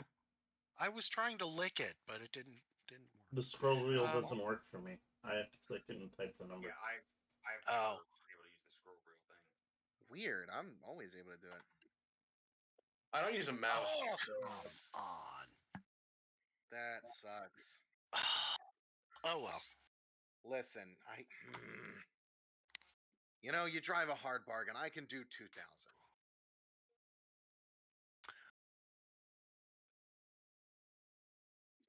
If it's 2,000, I will have to come back with it.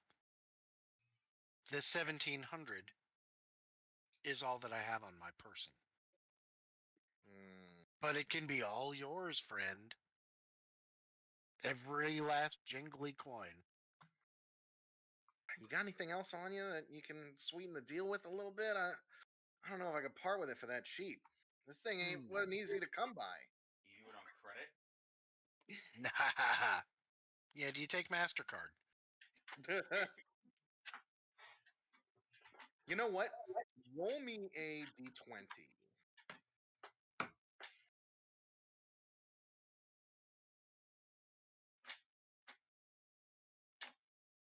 16. Okay. And then Gelf, where are you at? +3. So 19. Okay. +3 to what? To your infamy roll. Oh. You realize who he's talking to. She does, yeah. She's like, sorry, my bad. yeah. She goes,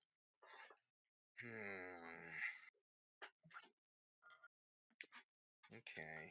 Just kind of realized, like, wait, an elf wizard obsessed with fire? Right.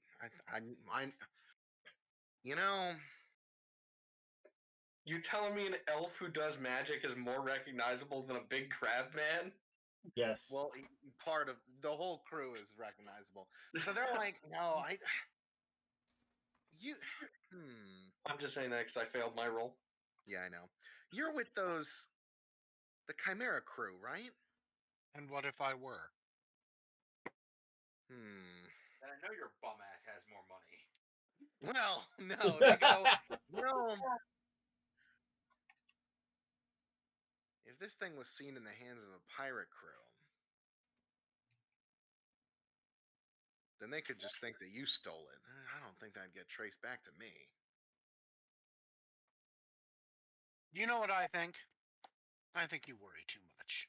Ooh, hey, yo, if you like, I will pay you your 2,000, but you will have to take it on my good word. You know what? If we find any magic items that aren't immediately useful to us, we could always use them as a fence. Like the offer of future business. That's a good idea. Yeah. She goes, you know what? I've heard the crew of the Chimera is pretty good for it. All right. I ain't giving you a discount though. 2,200 is my final offer. If you're coming back, I don't normally do this. I'm usually fucking out of here by the time, like, as soon as you turn your back, I'm gone. I gotta go talk to my manager. Just think before I go and talk to the manager. Just know they never do stuff like this. Yeah, exactly. So she goes.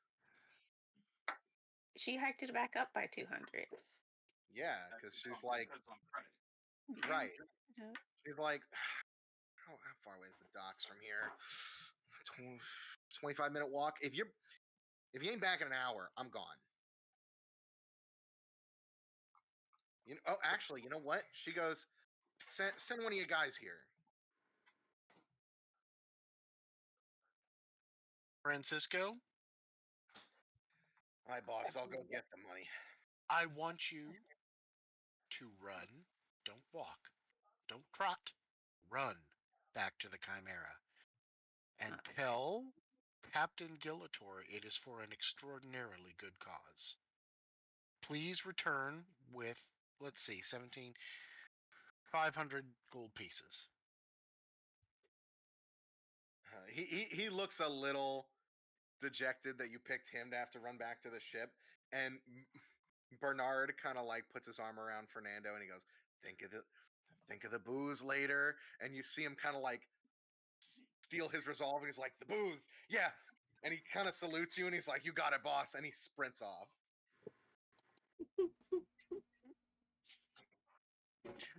I'll give him one of these. Go get the money. Indeed. So he runs back, and about 45 minutes later. Actually, you know what? We're gonna roll for it. Roll me a d20 roll. Me? Plus 4 is his strength score. Oh, you didn't give me a chance to have a drink out of the everlasting rum bottle with our compadre here. What do you mean? I have an everlasting rum bottle. You do? I was going to have a drink with my salesperson to toast the occasion. Oh, wait. Okay, Well, fair enough. I should wait till Francisco gets back. Okay, yeah. Roll me a d20 plus 4. D20 and, plus 4. We're gonna say that it takes some, depending on what you roll. Let's see. Okay, yeah, he takes about 45 minutes to get back. Okay. So about like standard average time to get there and back, and he brings you to gold. So I'm gonna subtract. Captain, do you hand him the gold when he gets back? Knowing that it's for like a magic item and not like supplies for the ship, you could take it out of my personal or I'll take it out of my personal money for it. Oh, Oh. bless you. Amani, you're gonna love this one. What bottle belongs to Lanolin, or belongs to Gelv? He got it, didn't he? What? The everlasting bottle. That was your magic item, right? You got it from somewhere. I don't remember who first had it. I just remember last time we mentioned it, we had it set up to like endlessly pour into barrels. So we would just but that was probably a lot weeks ago. Yeah. Yeah, we've probably run out of barrels at this point. Yeah, I know. All I remember is that I use it when I go searching for information on like on the docks. I use it to basically just like strike up conversation with sailors. Lubricate tongues and so forth. Is there an actual spend button on here? Because I just did the math and rewrote what I had. Yeah, just subtract it. I don't think there is. Okay, so you subtracted yours. Gelf, 500. you take out all your money. Yep, all my gold pieces is gone. I'm down to 0. But the good news is I'm unencumbered. Yeah. That's one way to look at it. So yeah, she looks through the pouches, kind of feels the weight of it. All right, seems like it's all here. All right, Scarab's yours. I put it around my neck. Come, let's toast my good fortune. And I unscrew this ornate, everlasting rum bottle. Can't pass up a free drink.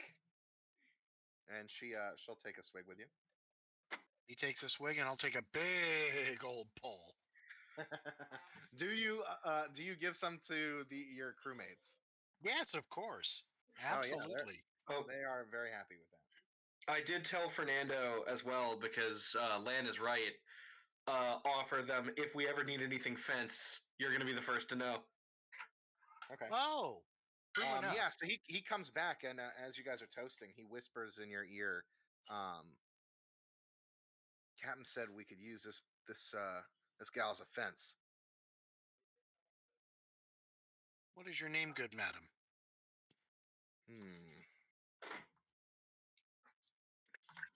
May I always find you here? Well, this is my port of call, as it were.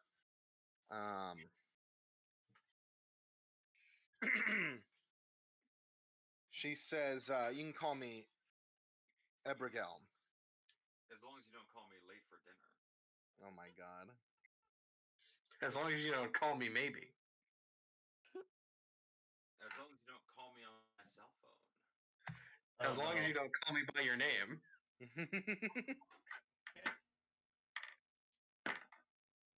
Okay, I'm just putting that in my notes. Thanks. Very good.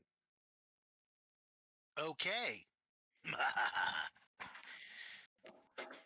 Well, that wraps up my adventure. I will make my way back to the Chimera since I have no more gold to spend on anything. Okay. She goes,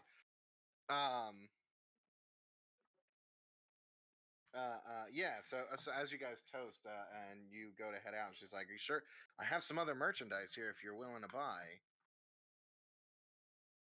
Some other time, perhaps, when I have more gold pieces. Well, take a look at it. Oh. 'Cause if it's something that any of the other pirates want, we could use the ship stores. Ooh. You sure I can't offer entice you with some of these psychedelic mushrooms I got? Now you're talking. Playing. Consumable magic item. Indeed. Sure. Doesn't do shit to your enemy, but man, it just makes you not care a lot less. It makes you not care a lot less, so you start to care more. Yeah, that's what it sounded like. Oh, sorry. Comedy is a very fast acting. It's just sorry, I'm a little drunk.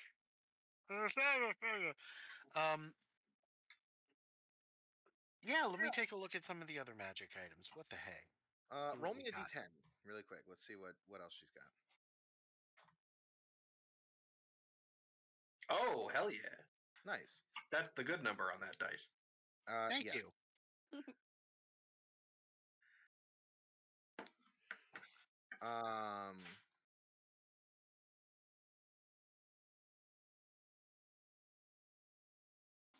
She pulls out as you like. Basically, you see like something shimmering and glowing beneath the cloak as they pull it out of an inside pocket, and she pulls out a small glass jar that's wax sealed, like a small mason jar.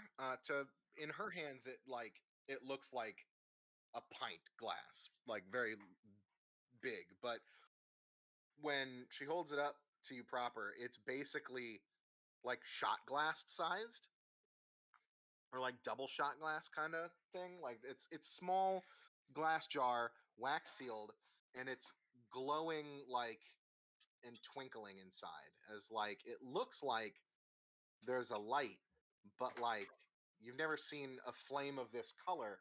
And as your eyes adjust to it and look in, there's like it almost looks like a lightning bug, but it's like iridescently like shimmering, and it's almost hard to make out the details of like the object that's inside, or creature it looks like, as it's fluttering and kind of floating around like a little moat in this jar. I see. What is this? This is a pixie. I've heard of these. Roll me an Arcana check. Are they radiant? Are you buying a slave right now? I hope not.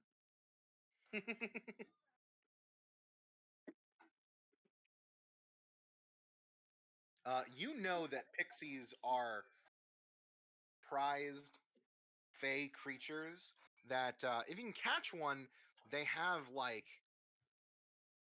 random magic of the Feywild. So they have basically they can cast like a random assortment of rituals. Or are they Is a fairy a thing?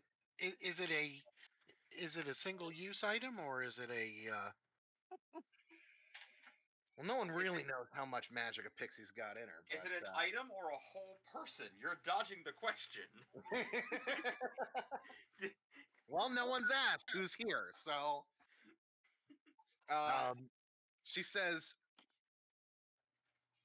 well, no one truly knows. I mean, obviously, one such as yourself understands the rather chaotic nature of these things. They basically, how does this work? Let's see. Yeah, you can cast a ritual that the pixie knows, which it knows a random assortment of rituals, and then depending on the power level of the ritual, it might like after the ritual is cast, the pixie might die, depending on how powerful it is. Oh, okay. So yeah, it is a consumable magic item, but randomly consumable. I You gotta see. roll for it after every cast to see, and you have to roll under a target number to make sure the pixie's to see if it's still alive or not. Wait, so If it didn't use up its they magic. just live their lives afraid that if they cast magic, they'll randomly drop dead? So it's like a bee. Well, mostly it's that a magic user can channel their magic through the thing. Okay. Well, You actually, see let me the think. No, thing. I think non-magical characters can use pixies too. No, yeah, pixies. I think once It's I've not got the like goddamn a pixie, it's up to me whether or not I'm a magical character. well, no, that non-magical characters can still use the pixie's No, magic. I said once I've got the goddamn pixie, it's up to me whether or not I'm a magical character or not. Fair enough. Yeah. So yeah, it knows a random assortment of rituals.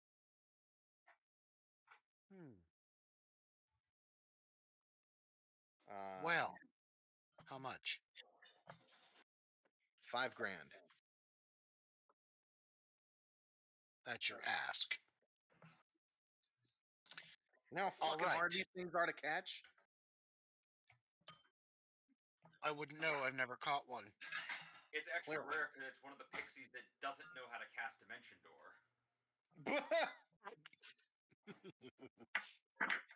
Yes, well, we know what spells it doesn't know.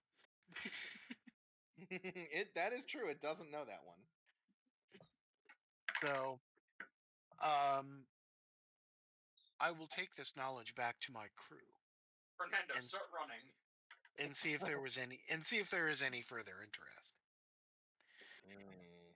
And with that, I will bid you a fine evening. Well, if you need anything, you know where to find me. I do now. So we'll make our way back to the Chimera. Okay. And is there anybody at the Chimera besides Francisco, Fernando, Ferdinand, Fred, and what other members of the crew we have? Are there any of the bridge crew around? Or are they all out on their own away missions still? They'll be out on their own away missions. You'll probably be getting back at the same time. Oh, okay. Is there a spot to put text in this item? Non-ID notes, flavor text, class, subclass, cost, level, bonus, enchantment, shield, prerequisite, social weapon, armor, other. Yeah, so how do I put in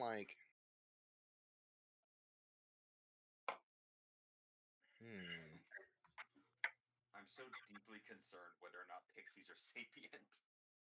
They're probably not. I don't know. They're probably like in Harry Potter kind of thing, where they're like the little gremlin fucking animal things. Oh, so like dolphins, where they're sapient, but also like kind of a dick, so no one feels bad about it. Yeah, they're sapient, but you'd rather them not be. Yeah. Huh? Like the world would be a better place if maybe they weren't. Yeah, like dolphins. Like dolphins. Wow. When I was on a cruise, I ruined somebody's vacation because I was going on the Stingray excursion, and this dude was like, "Yeah, I really wanted to go on that, but my wife, after Steve Irwin, is scared of stingrays, so she made us go on the dolphin excursion instead." And I said, "Well, you should tell her that dolphins kill more people than they rescue, and they rape more people than they kill." Oh my god. And he just stared at me for a really long moment, and then just went, "Fuck," and walked away. and I like to think sometimes he still thinks about that. Probably. Oh my god. All right. Okay, I don't know how to add powers from the fucking preset powers to an item, and it's being annoying. So I will set that up later. I have the notes of what it does, so I put it in my inventory. perfect. So now we technically would go to Lanolin and Amandi. Yes, so Lanolin and Amandi. But it is getting to be 11 o'clock. Don't want to cut this short because of that. that is up to them. If I'm everybody's good okay. to stay up, but it's up to you guys. Yeah, I don't work tomorrow, so I'm good. I do work tomorrow. I can be on for a bit longer though. All right. If you want to do this a bit quickly, we do have. I can probably get this. I don't want to Uh, fuck up the role play. That's all. I want them to be able to fully experience it. So. I don't think Right. this will take like too long unless we run into like a dramatic cliffhanger. Yeah, which that definitely will be a thing, I'm sure. Let's Mhm. see. All right. I'm saying then So we just- start then off with them. Well, if we get into a dramatic cliffhanger, then it's a better place to start next time. Right, that's what Yes. I'm saying. Yeah. Yeah, so It's I'm- like I can I'm make good it. to Alright. continue is what I mean. Yeah. Okay. So Lanolin and Amandi, you guys are going down to the dry docks, right? The Mhm. shipyards to see if you can barter for Ship repairs and possible upgrades. Right. Okay. So you guys head down to the dry docks, and yeah, just like from afar, like this didn't seem like much was going on here. As you walk into the area of the dry docks, like looking around, like it's like a ghost town in here. Nobody's working on anything. There's a couple of people just kind of milling about. But it looks like everybody. Give me an insight check, the both I of you. was gonna. I would have rolled insight. I specifically want to get a vibe for like, is this just there's not much work around, or is this just like, no, there's something stinks. I mean, there's several ships in different No, no, states of but disrepair in the dry dock, like that are supposed to be being worked on. But that's what I want to find out is like what the fuck is going on. Like, what's this? Are the workers like sitting around bored, or is everybody on kind of on edge? Like a couple of people are sitting around. You walk by and they look up. They look a mixture between pissed and upset, and they look at you like with this look of like, what the hell are these people doing here? Like just confusion, not like angry that you're here, but like confused as to why you're here. So it doesn't seem like they're. It doesn't seem like anyone's like got a sword to their neck or gearing up for a fight. No, not immediately that you could see. I'm gonna communicate that vibe to Amandi to let her know like something's definitely weird here, but we're not in danger. Okay. I stop reaching for the axe. That being said, no reason to think that we won't be. So like, don't reach for it, but keep it where you can get to it. I always keep an axe where I can get to it. Always keep that motherfucking thing on me. Stay strapped to get clapped. But yeah, I want to approach. I guess look for a stall or like someone who looks like they might. Do I need to roll another insight, or can I identify like someone who looks like a craftsman or a shipwright? Or honestly, I'll just wait and like you. If you said people are kind of staring us down, I'll look to wait until I see someone catch my eye. Yeah, I mean, people look up at you like you're the only one that's like kind of doing anything right now. Like, there's like a handful, maybe like half a dozen people scattered about the work site, and like there's like two people that were kind of just sitting around, not really talking, but like just kind of sitting there, looking kind of upset, and they look up at you, and you catch their eye. Yeah, Great. you see two Ragnvaldi like woodworkers. Yeah, I'll approach and just, ahoy there, lads. And it's like, hey there. And it's like, how goes it this fine day? It goes. Oh, we don't it always then. Perhaps you two can be of assistance. It's like, our ship just pulled into port and we find ourselves in that way. I'm wondering if you might know where we can find a shipwright to get a ship shape. The one kind of looks to the other guy and they kind of exchange a glance, and they look at you, and they're like, "Ain't much work to be done around here right now." But Great. no, never mind. Oh, don't be keeping me on tender hooks, gentlemen. As I say, there'll be plenty of work to be done aboard my ship. If there's If something you- if there's something I'd be missing here, then out with it. Let me hear it straight or not at all. If you want to talk about work, you can go talk to Alfred up at the foreman's house over there, and he points down the way. But there's not much we'll be able to do for you.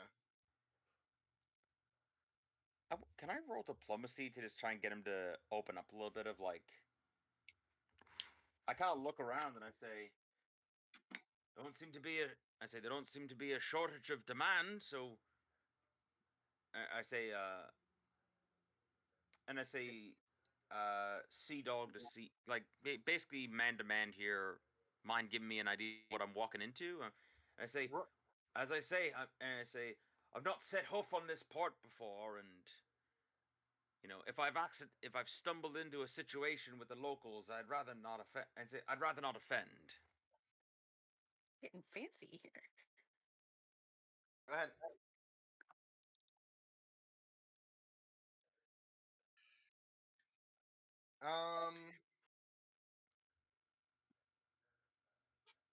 He looks at you and like kind of gives you the like you don't want you don't want none of this kind of shit. It's like, well, if you want my opinion, you best be finding port somewhere else, because till that damn trade guild ship leaves, work here is dried up as far as I'm concerned. I spare a look at it. As yeah, I kind of get like a little mean mug face, and I'm like, you'll find no love for the trade. It's like you'll find no love for the trade guild with me, lad. And I say, but what? But I'm afraid my wits aren't as sharp as they once was. And I ask him like I'm making it clear, like, whatever's going on, I accept that they are the bad guys here. Like that's I'm trying to communicate to him of right. Like, you could literally say, "Nah, we've been kicking puppies all day, and they're trying to stop us." I'm like, I'm sure they had it coming.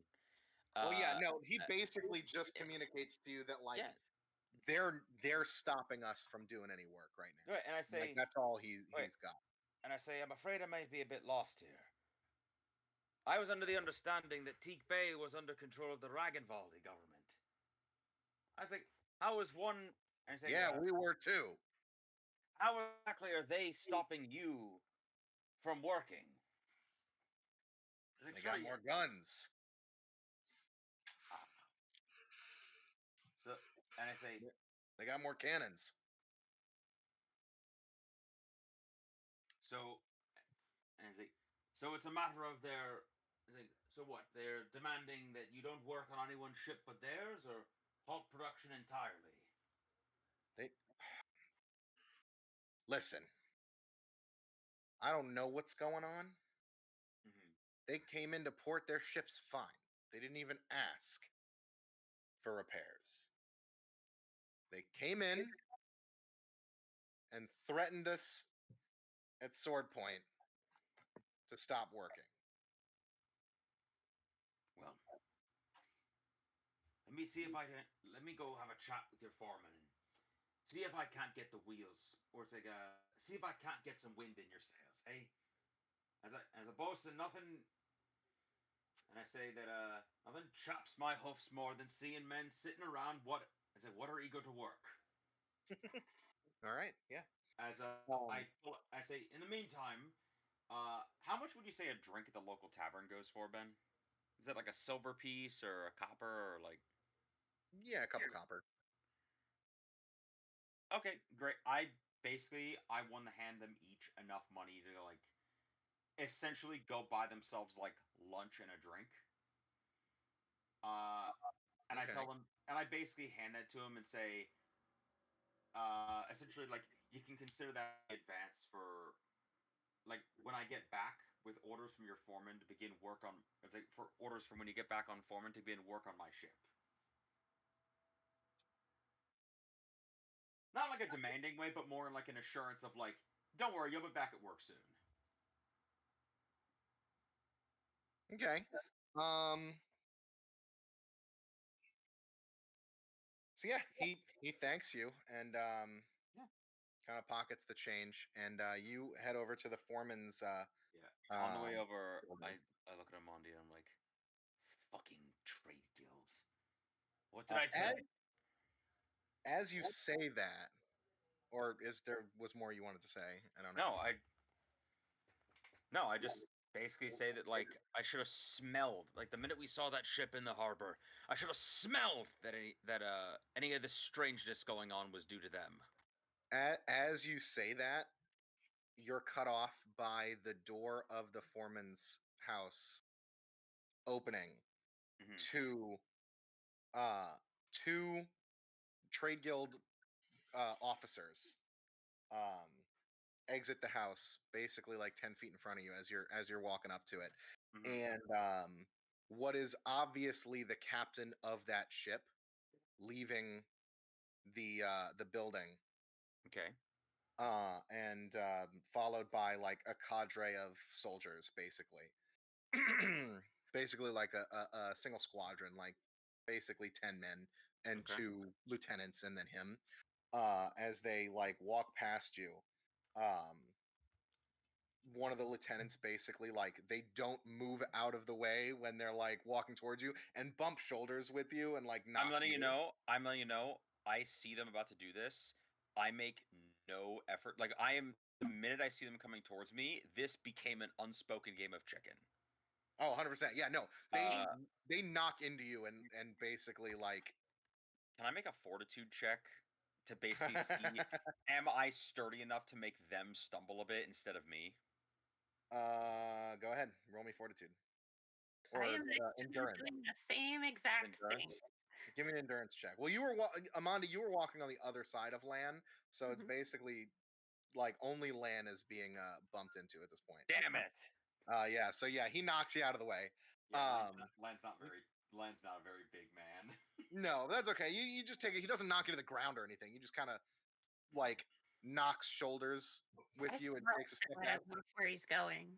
Doesn't even look at you. Like doesn't yell back. Watch where you're going. These guys are disciplined. They don't give a fuck. They're like Marines. Wait, They walk past you. Wait, what'd you say, Amondi? I snarl at him to watch where he's going. They completely ignore you. As they are like walking out of here, the guy that you handed change to like spits at them and like spits on the captain, basically like it lands on his boot or something. And he calls for a halt of his squadron.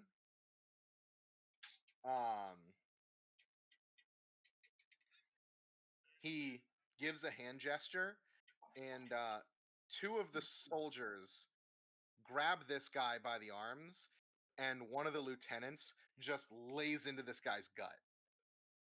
Ooh. And drops him to the floor, and he falls on all fours. So, considering I just saw Lan be nice to this person, and now this person has been hurt by people that Lan hates, I give Lan a look. Cause like, if this is gonna be a fight, I'm gonna fight some people. I look over at Amondi, and here is Lan's line of thinking at this moment in time, and you tell me if Amondi agrees, right? Mhm. Our orders are to get the ship fixed. That Mhm. being said, Captain Gillator infamously and notably despises when an overwhelming government body exercises their authority to pick on the downtrodden little guy. Mhm. Also, if these guys are holding up work in this port and we beat their ass publicly, that's a pretty good boon towards them being willing to help us. So I say Very we nice get, goodwill so gesture. I say we get to tussling. Okay. Every What do day you- I'm what do you do? tussling. I like Whoever's- it's a Monty. It's like whatever helps you sleep at night, Lan. I'm just ready to go. They're about to call for a forward. The captain's about to call forward march, and they're about to move on. Great. So whatever you want to do. You're great. not that far away. Great. I want to roll provoke. Oh, intimidate. Sorry, I got confused with fate. I want to roll intimidate. Okay. You want to yell out at them? Yes. Okay. What do you want to say? Because thus far, even a physical confrontation, they have ignored you. Oh no. I'm gonna yell.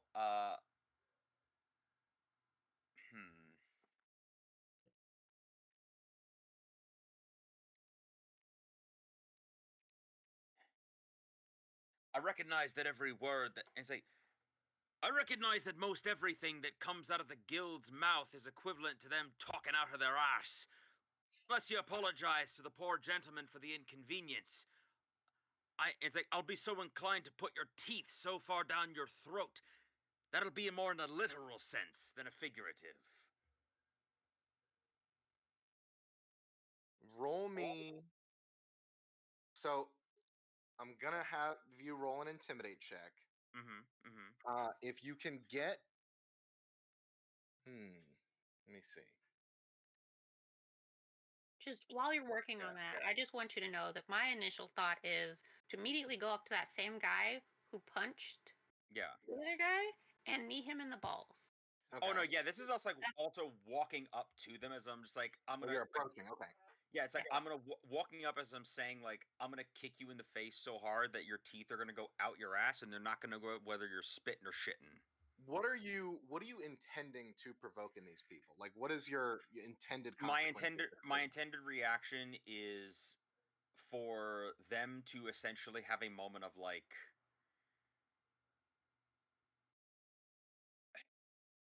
my intended reaction because I'm going straight to intimidation here. So Yeah. I think Lan is, you know what, honestly? I think Lan really wants to project the idea that like, oh, this captain, despite having the outwardly superior numbers, will just think, fuck, like this guy seems pretty scrappy. He looks like he has people backing him up. This isn't really worth the fight.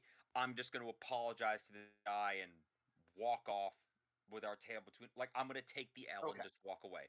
That Gotcha. being said, there is a large part of Lan that is in the mode of like, please hit me and give me an excuse to fight you. Like Lana's coming at this with like, I don't give up. Like I'm about to full crash out. Whether you apologize or not, I am ready for whatever the consequences of this action brings. I have nothing to lose from this encounter. Okay. That being said, I'm also going to use one of my daily powers here, which is Words of Friendship, to give me a +5 to this intimidation check. Okay.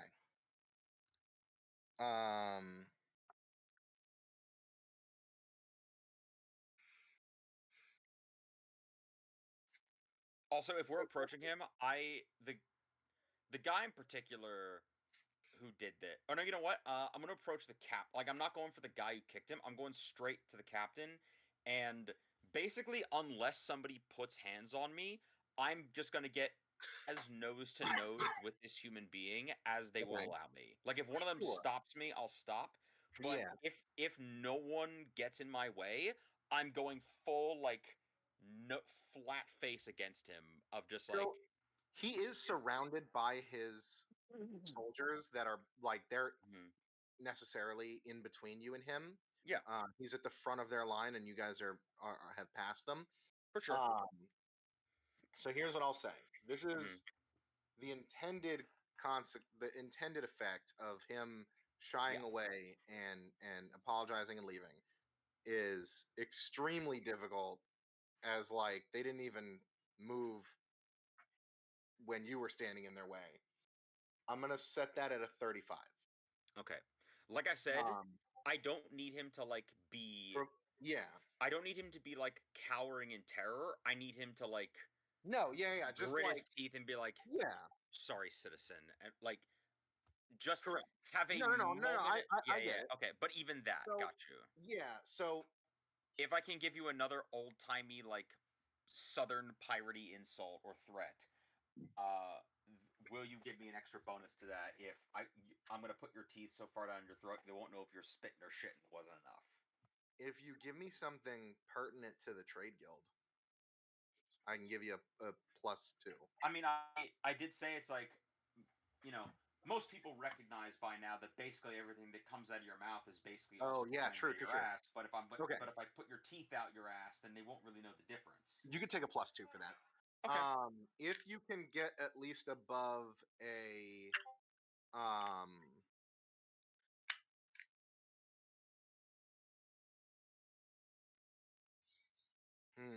if you can get above a 25, then like it provokes them and like Okay. he'll send guards after you and like forget about this other guy. If you get less than a 25, there'll be consequence. There's an immediate consequence. Got you. Yeah. Cool. All right. Any advantage or help action from Amandi or no? I'm physically ready to lay hands on this guy. Not at this moment, no. Okay. I also love the fact that, correct me if I'm wrong here, are we the two shortest members of the crew? I think so. Is Amandi That's a- short? Let me double check. I think I wrote it down somewhere. Because I said that Lan is like, because goats are very small. So Yeah. I think I said that Lan is like 5'4" at the absolute tallest. He might be like 5'3". I don't have it on my character sheet, but I think I have Amandi at like 6'2". Oh, Right. okay. For some reason I always imagine Amandi as being very small. I think you've said that before. Yeah, I don't know why. I guess I don't think of hyenas as being very big. Well, I mean, That's rude. compared to like lions, no. Compared to other things, yeah. No, fair enough. Either way, yeah, just okay. All right. Ready to go. Go ahead. Yeah, give me that roll. Thank you, Jesus. Oh my god. Damn. Wow. Yeah, Got him one. super I guess- intimidating. Is that meets it beats it? Yeah, I guess so. Was that? Dang, you got a 19? Holy shit! I should have set that DC higher. I didn't realize you have such a crazy bonus to this. Now, real quick. Yeah, that's fine. Now, real quick.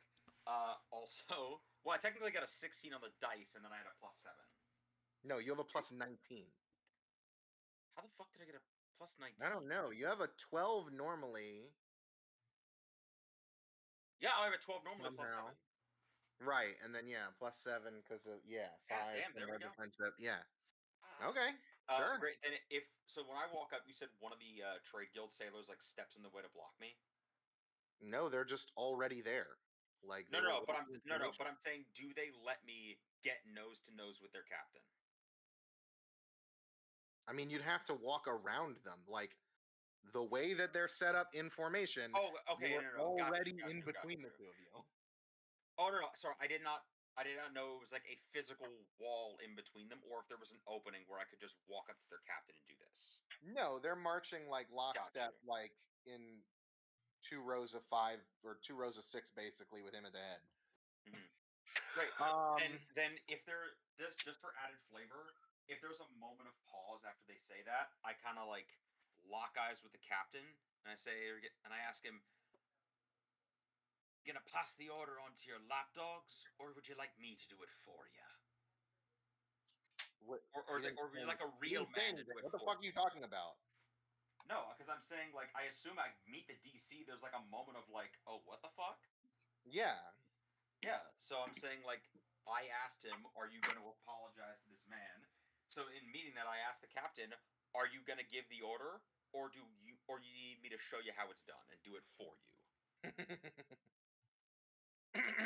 Just adding a little extra stank on what I'm saying. he looks at one of his lieutenants and goes, "Get him to his feet." And he has the lieutenant roughly pick this guy up off the ground and like stands him up to his feet.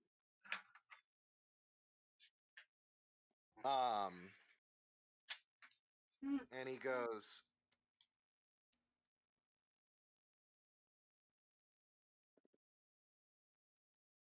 "I'm sure I'll have you back to work in no time. Don't you worry."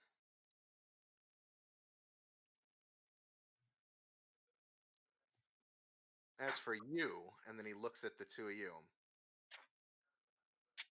you better get out of my port before I sink your fucking ship. Don't see your name on it.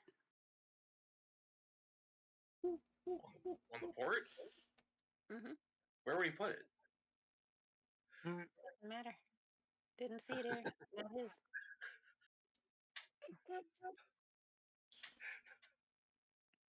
Great. If he says before I sink your ship, you know what? I, looking completely nonplussed. You know what? I'm gonna like narrow my eyes. I'm looking right in the eye. I say,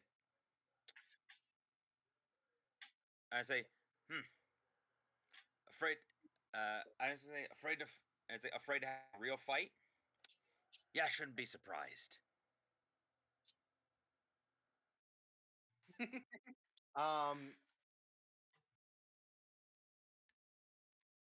He says back to you, "I don't need to be afraid of a fight when I have enough firepower right behind me," gesturing to the docks, Mm-hmm. "to level this whole town. So, I suggest," and he looks at the guy. But you still feel the. But you still feel the. But you still feel the need to pick on the out of work shipwrights. Oh, you're the picture of masculinity, you are. I Say he suggest can pull off the yar. I can't. he looks to this guy that he picked up off the ground, and he goes, "I suggest for their sake, you carry about your business." Telling you to fuck off is my business. Now fuck off. Business is good. And then I go. And then I end with a, sir. Known fact. In terms of like how an actual military is run, calling an officer sir instead of their actual title is considered very insulting. And vice versa. He shrugs and goes, "With pleasure," and he gestures to his lieutenant, his other lieutenant. One of them is holding this guy upright, and the guy's standing on his own at this point, but the dude is still holding him by the shoulder. His other lieutenant draws his sword and runs this guy through. Oops. What the fuck? Dude pulls his sword out, whips the blood off, puts it back, signals forward march, and he turns around and continues walking away. Lan, is this a fight? Because I'm ready to spill some blood. I think you're in a fight. You know what? I told him that I didn't apologize to this guy. I was gonna put his teeth down his throat, and I'm a man, and I'm a goat of my word. I pull my longbow and I shoot that guy in the head, or not. I pull my hand crossbow, and the guy who just shot him, I shoot him in the head. So one of the lieutenants. Okay, go ahead and roll me an attack roll. I'm gonna go for the other lieutenant that had his hands holding the other guy in place. Okay. Let's see, hand crossbow. Let me know when you want me to attack. That is gonna miss. Amanda, you can roll your attack roll as well. Okay. She rips his goddamn throat out.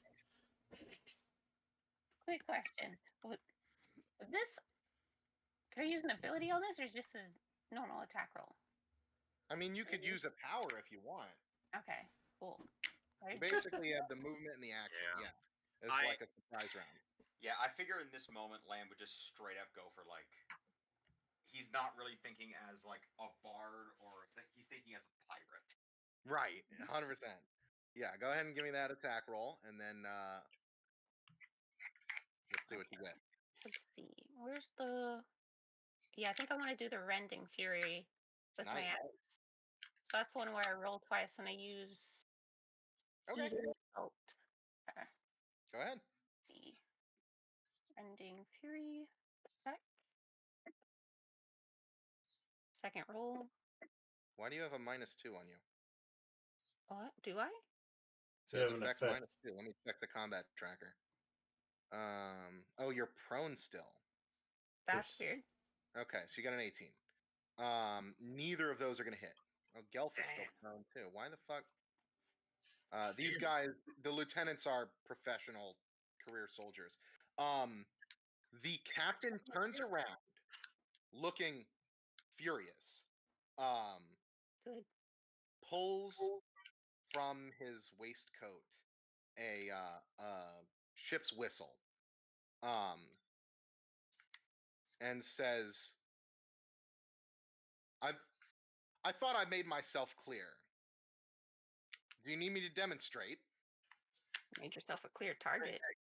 You know what? When he says, "I thought I made myself clear," do you need me to demonstrate? I reply to him and I say, "So did I. So allow me." I pull my bosun's whistle and I'll make a roll for this. If whatever you decide the roll is, I want to blow this fucker so loud that every one of like the crew, I somehow want it to reverberate through the air into their very spirit.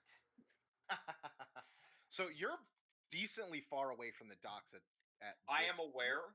I am aware. I'm saying even if they don't hear me and it's just for the effect of him pulling out a bosun's whistle and going, I made my. You know what? Hang on. Can I do an insight check real quick? About what? He said I have enough firepower to blow this entire island away. You want to see if he's lying? I want to see if he's bluffing and by how much. Like Go ahead. how much of a loss of civilian life is going to be incurred by my pride. Yeah, give me an insight check. I think I'll say like I go for my bosun whistle and then have a moment of like, fuck. Let me just. I don't know why I rolled that twice, but they're the same roll. So That's hilarious. Like you saw the ship on your way in. It definitely it could probably destroy this whole place in a week, but as immediately it could definitely kill a bunch of people immediately. Like one broadside from this ship could probably take out a couple buildings on the docks. Even without remaneuvering the ship. The ship is docked at this point, anchors dropped anchor, tied to the port. If they open fired right where they were now, they would hit some of the docks, some of the shipyard adjacent to them, ships to either side of them. They would do a lot of collateral damage. Fuck.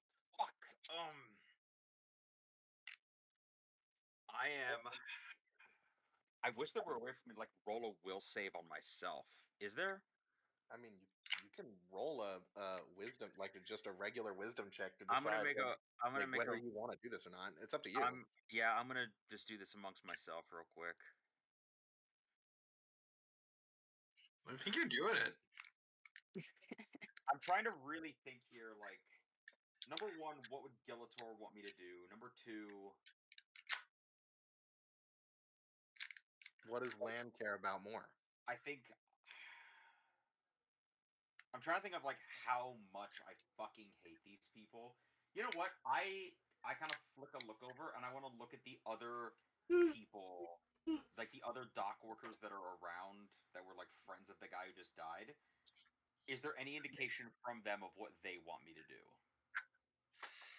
Give me an insight check. Yeah, because that's I feel like what Lamb would do in this moment. I think a DC 10 at this point. This is really easy. Yeah, they're absolutely terrified. Great. I slowly. I take a rattling breath that, like, I think it truly takes all the willpower in Land's body. As I shakily lower the crossbow, but do not put it away. And I swallow. No. I think you've made yourself quite clear. And I say, yeah, no, I just lick my lips, and I'm just like, I think you've made yourself quite clear. It's like, let's say we part our separate. Let's say we part our separate ways as what we are. He slowly takes the whistle, like he was holding it like adjacent to his lips. Uh huh. He takes the whistle and slowly lowers it back into his coat pocket. I swear to God, if this fuck blows it anyway. No, he Mm-hmm. kind of gives you a little bit of a smirk, and then turns around and signals forward march, and they continue on, and they leave the shipyards. Hey, Lan, you want to use some of your healing magic on that guy so he doesn't bleed to death? First thing, yeah, I want to run over. Is this guy fully dead? Okay. So, commoner, 10 hit points, right? Probably, something like that. Mm-hmm. Let's look up a stat block for. I feel like their what this stats guy are would usually be. 10 across the board, but that's in 5e. Let's see what this guy's stat block would be for the lieutenant.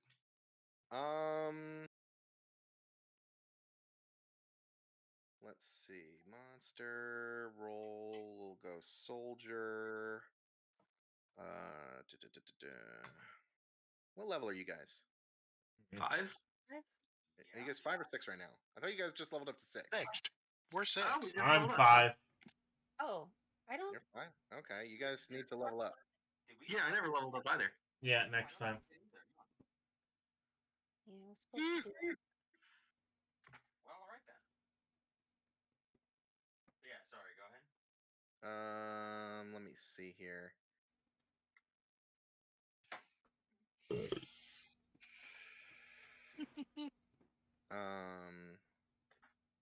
he at least get a death save? No, I'm not looking up him. I'm looking up the damage from this soldier. Yeah, because if this guy has 10 hit points, if this attack does more than 20 damage, he's just dead. Right.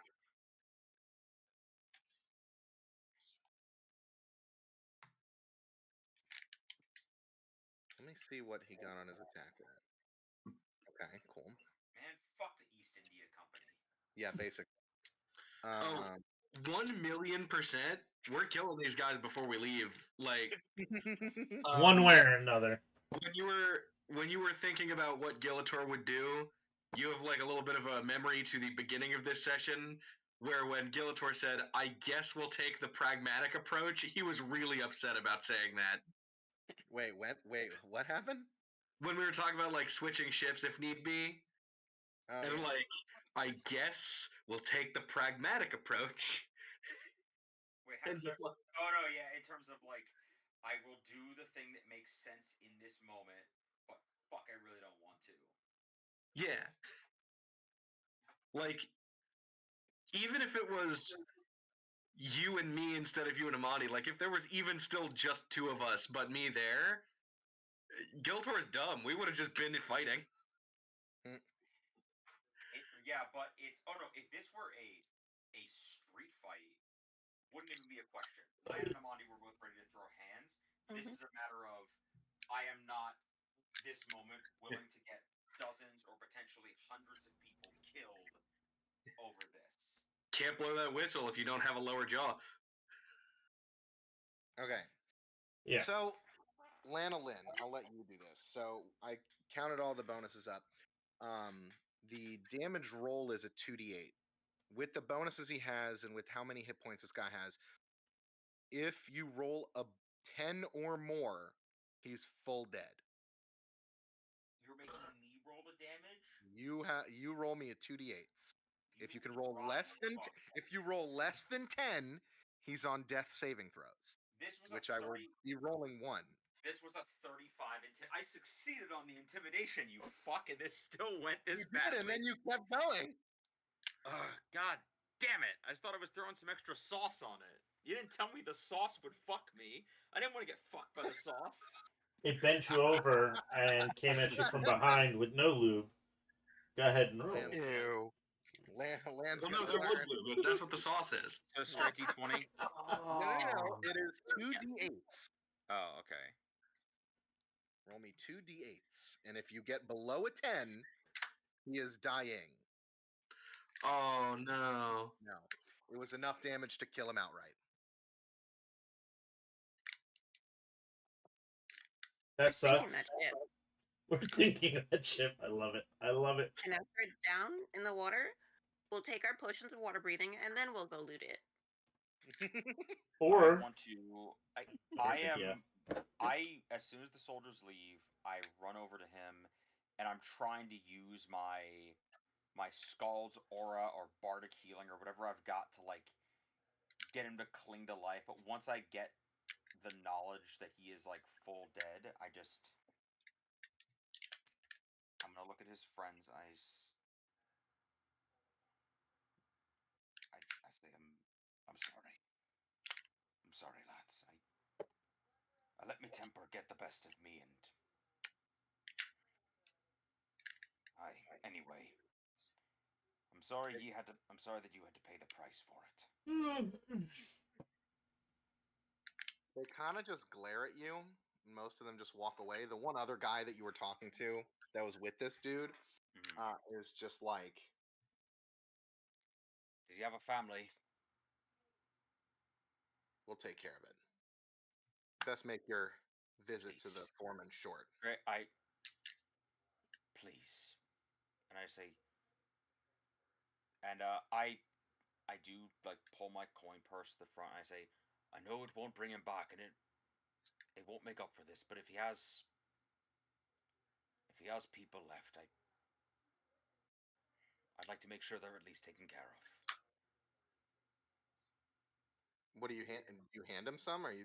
No, I'm just showing him like I'm making my intention clear of like if he has a family, just please tell me like how to get like does he have a family and how do I get this into like money into their possession? I know it will not, and I'm trying to express like I know that I can't just buy this away. I know that this won't make it better, but this started with that like they are keeping you from making money. I want to make sure that his family is at least taken care of in one respect. He looks like he kind of like gives you that kind of face of like he's about to speak and then is like holding back. He's like, I think you've done plenty enough already. I just kind of I put it away and say, I'm afraid I may have that yet. Foreman's that way, and he walks away. Cool. So now that everybody else here is gone and we're heading to the foreman, I say to Lan, so before any other word gets back to the foreman, we tell him they just stabbed one of his guys and we give the foreman the money to support the dude's family. Oh my god. Great. Lan is full just 1,000-yard stare like I don't know. It's fine. I'll enact the plan that I just came up with. That's so fucking funny. I love how Lan's been fucking traumatized, and Amandi's just like, well, that sucked. We gotta scam this guy. Tragic. We can't let this shit get back to us. I mean, that's not the main point. Never pin this on you. The main point is offering the money to help the family before somebody else can refuse to take it from us. Right. Okay. I nod, but in a way that like Amandi can tell Lan is like Lan came into this thing today really almost looking forward to like the sort of like verbal chess that comes with going to a shipyard and like haggling over price and like bitching Right. with each other. Like it's very much like this is a part of Lan's job that he normally really enjoys, and Amandi can just see like Lan's heart is just not in it right now. Damn. That really sucks, man. Amandi, I say maybe granted everything.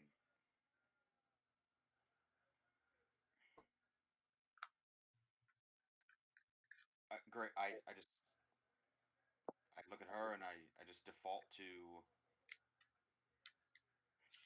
she's the first mate. She outranks me. If her orders are we go talk to the foreman still, then we carry on. Okay, Like that is so this is where we are at. Is like Amandi is my like Land defaults back to the one philosophy that has never disappointed him, and that's the law of the ship, which is she's the first mate. She has given me instruction. I have a mission. Like I have a mission to accomplish. I have a task that needs to be seen to. I'm gonna just compartmentalize everything aside from Giltor counting on me to repair the boat. Amandi has a task that she has assigned me. I need to get this done. I can worry about all that later, but I have a task that needs to be done. That is my role here. I can at least do one thing right. All right. I like that Gillitor and Lan kind of switched roles in this one, where Gillitor went to go recruit some new people in a bar, and Lan is traumatized. It's normally the other way around. Yes. Oh my god. okay, so we finally go in to talk to the guy. Yeah. Is that the dramatic cliffhanger we were waiting for? Yes, you enter into the foreman's house, and we will meet the master shipwright next time. Mm-hmm. E.G. Flanky from One Piece. No. But he might be at the next session. Yeah, like I said, Ben, just answer me this, right? Yeah. If I would have, because I feel like Lan can get a judge of this. Mm-hmm. If I would have just let the moment simmer and not made the comment about, "Are you going to give your men the order, or do I need to do it?" Would they have stabbed that guy? Or was this just like a foregone conclusion of like, no, this is happening? If you had failed the roll outright, this would have happened. And you like this was already a very precarious situation. There was very little like chance that even on a success that it was just going to be like full on intimidation. He's like, "Oh man, these guys are big scary pirates. I'm gonna pee my pants." Like it was more like it would have been like this is more trouble than it's worth. Yeah. So like whatever, I'll play this loser's game just so that he gets out of my fucking face. Yeah. But then after like pushing his buttons and like So I succeeded on the encounter and then initiated a second encounter that I then failed. Well, you didn't fail it. It was more of like no, but that's what I'm saying. After like your roll, I, yeah. So in my like interpretation of it, after your roll, he like initiated the thing that like you were intending for it to happen. Anything after that, role play wise, is like the actual mechanics and dice are over, and now whatever else happens, happens just from whatever is going on with the role play. So, but that's what I'm saying is like, so I did fuck it, is what I mean. I think so. I think I'm fine with it. No, I am fine with it. That like those are the consequences of my actions. Right. I just want to know like Lan needs to square with himself the idea of like is Lan's hatred for these guys and just like visceral vileness towards these guys have gotten the better of him. Normally, when dealing with any other enemy, Lan would have made a threat, squared up, and then been like, you know what? We accomplished our goal. Time to move on to the task at hand. This is Lan wanted to humiliate them, and not only that, but I said like Lan wanted a fight. Like this is very much like Lan wanted, like was sticking out his, like verbally sticking out his chin, asking for an excuse to get into an altercation, and it just wasn't him that they hit. Yeah. Right. And that's not something he accounted for. It's true. Yeah, and I'm fine with that. I love it. I just, that's a thing that Lan needs to now grapple with, is like, I All let right, stream. this Thank you all for get out stopping of by. hand. I Yeah. appreciate This you. is my fault. Like this isn't something that I'm he gonna can let pin this run on. for a Like couple of minutes these fuckers were never while planning on he letting this talks go about peacefully. Lan. It's like, no, you have the But option we're to pretty let much this go done with peacefully, this, and you gave it up. and it's Right. been fun. Exactly. It's been It's real- kind of been real fun. like the Back to the Future, like no one calls me chicken kind of thing. No, yeah. Well, I mean, like I said, it's like they gave you the out. Right.